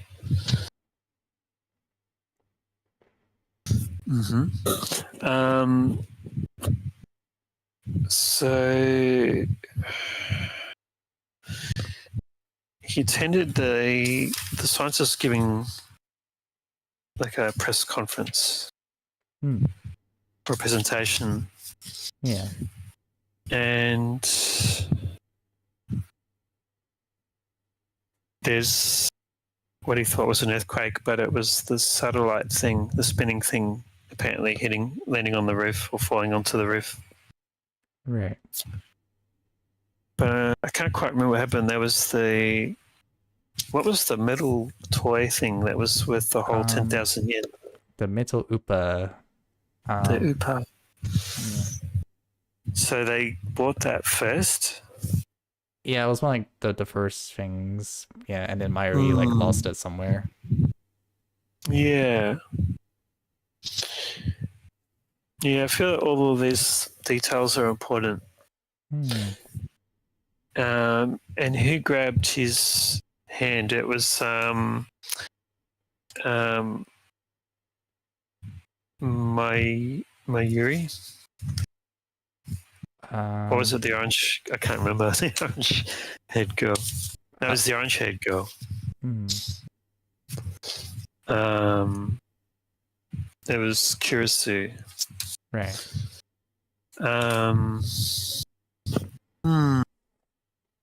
It has a sense of humor. Yeah.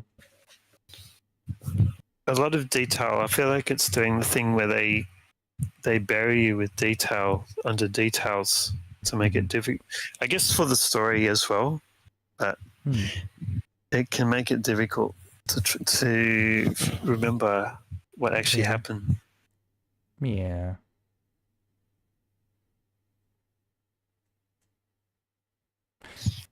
Yeah, I get that. Yeah, a lot of things like happen during the beginning, and yeah, it was like yeah,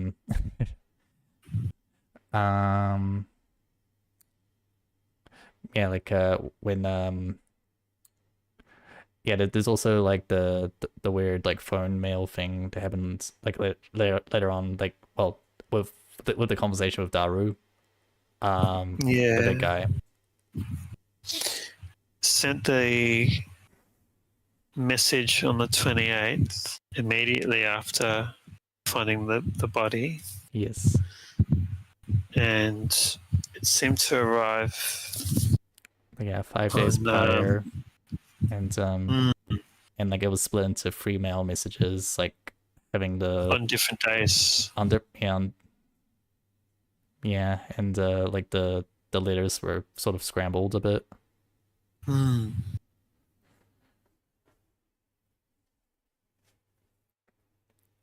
Yeah, there's apparently another version of himself running around, or there was at one point. You're And still of course, on that theory. we had the intro, which strongly implies that the character who I can't tell because we've got the sound turned down. I probably wouldn't be able to tell anyway. If I'm assuming it's the main character in Taro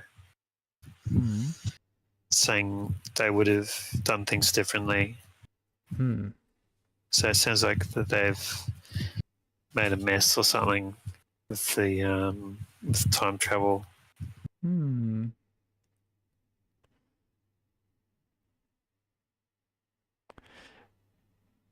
Yeah. Yeah, he's gonna have a lot of wholesome relationship trouble in the future, I think. Yeah, every time you say that, I get scared. What this no, this is a wholesome time travel story. It's about Okay, like getting to know all these characters and yeah, just like wacky time travel adventures. Yeah. okay. Yeah.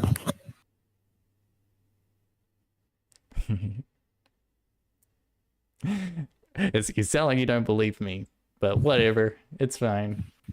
And it doesn't have a summary of the chapters. Right. Yeah, Sticky Man like yeah is pretty good on doing that.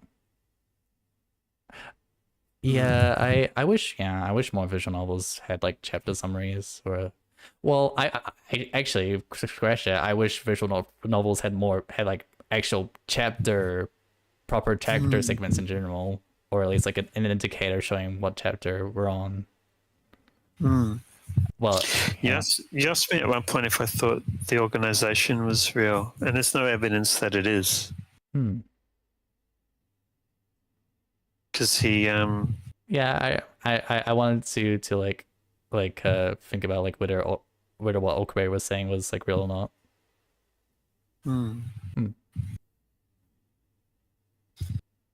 Yeah, it's possible that he is living in some kind of fantasy land, but that the time travel stuff or whatever is happening is also happening, is real. So yes, I can't tell yet. So far, there's no evidence that there is an organization. Well, I guess we'll just have to find out the evidence next time. And then you'll see that the Future Gadget Laboratory is prestigious. It's worth it. That he's planning to topple the world order. Like, yeah, you'll see. Yeah. Anyway, any other thoughts? I have a feeling that I'm going to be too dumb to figure this out. I will say this: it's not as complicated as Sticky Maya. Okay. Yeah, it's not ridiculous. That gives me some hope. Yeah, it's not completely like ridiculous, like like over complicated, like requiring like a map of all the things. Like it's not as complicated as that. It has complexity for sure, but not as ridiculous as that. So you'll be fine, I think.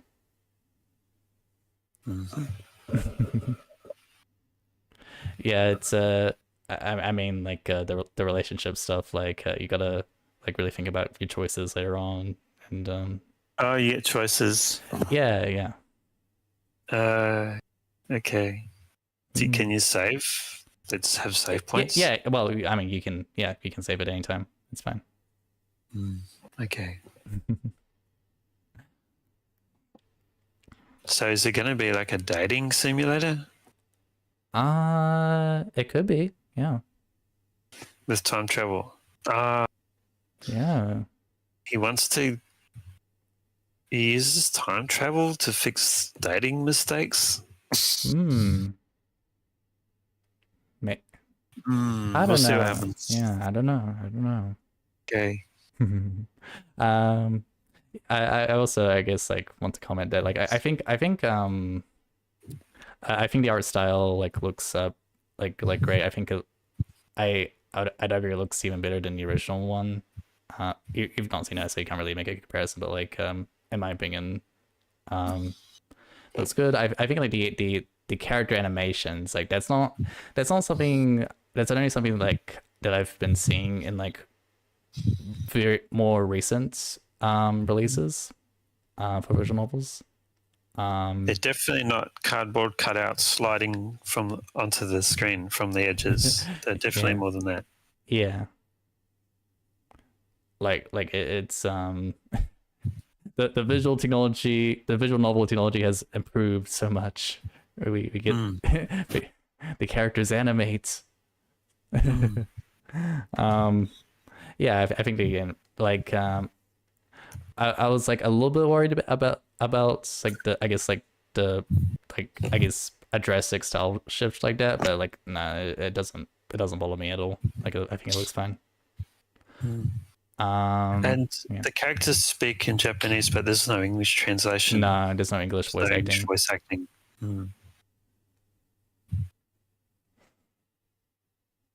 I'm not sure why though. Yeah, it's a bit strange. But I mean, it's not a big deal.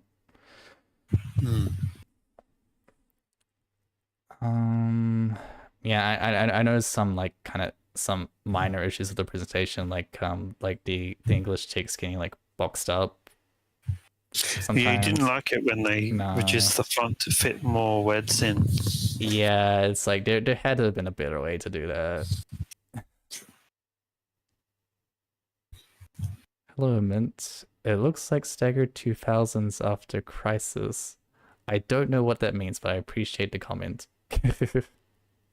Is that the first comment? Yep. Did Mint watch the whole thing? Yeah, I think Mint was watching the entire time. Hi, Mint. Ask him what he thought.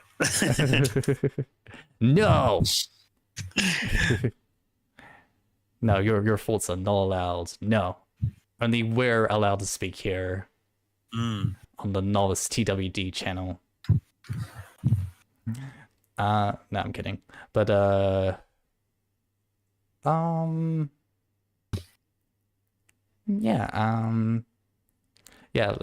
already like kind of like lots of different things happening, lots of like setup happening. Very strange scene with the priest's son. What was strange about it? Luca. Or Luca. It's fine to call him Luca. Luca. Yes, very strange. I'm scared. What are you scared about? I just don't know where this game is heading. Where do you? Okay, well, you just said you don't know. And you said multiple times that it's wholesome. It is wholesome. It's very wholesome. It's a wholesome game. Don't worry. Okay. No, nobody dies. Yeah. No. I think by the end you'll understand. You'll get it. Yeah. No, it's a cute wholesome game where nobody dies. Right. Yeah.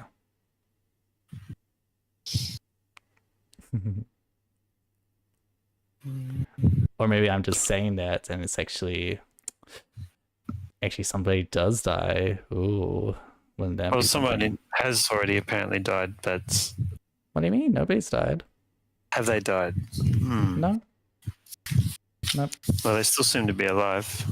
No, I think Maki Say was just like kind of pulling a prank, just taking a nap. Yeah. Mm-hmm. And no blood on her clothes afterwards, of course. Yeah. Yeah.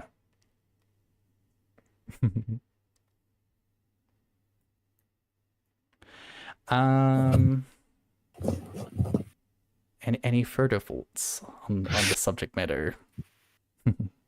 No, I just need to do some kind of boost my intelligence training or something before the next chapter. You're gonna do some crossword puzzles. Yes. Yeah, I'll do some crosswords.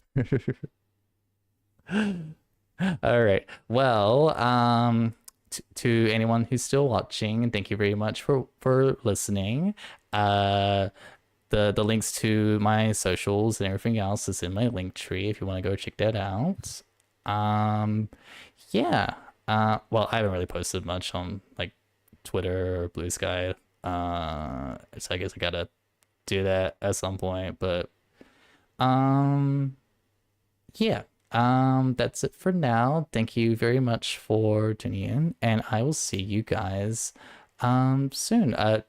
Do do you want to make 9:30 like a regular time? Terror? Oh, yes. Okay. Yes, that's fine.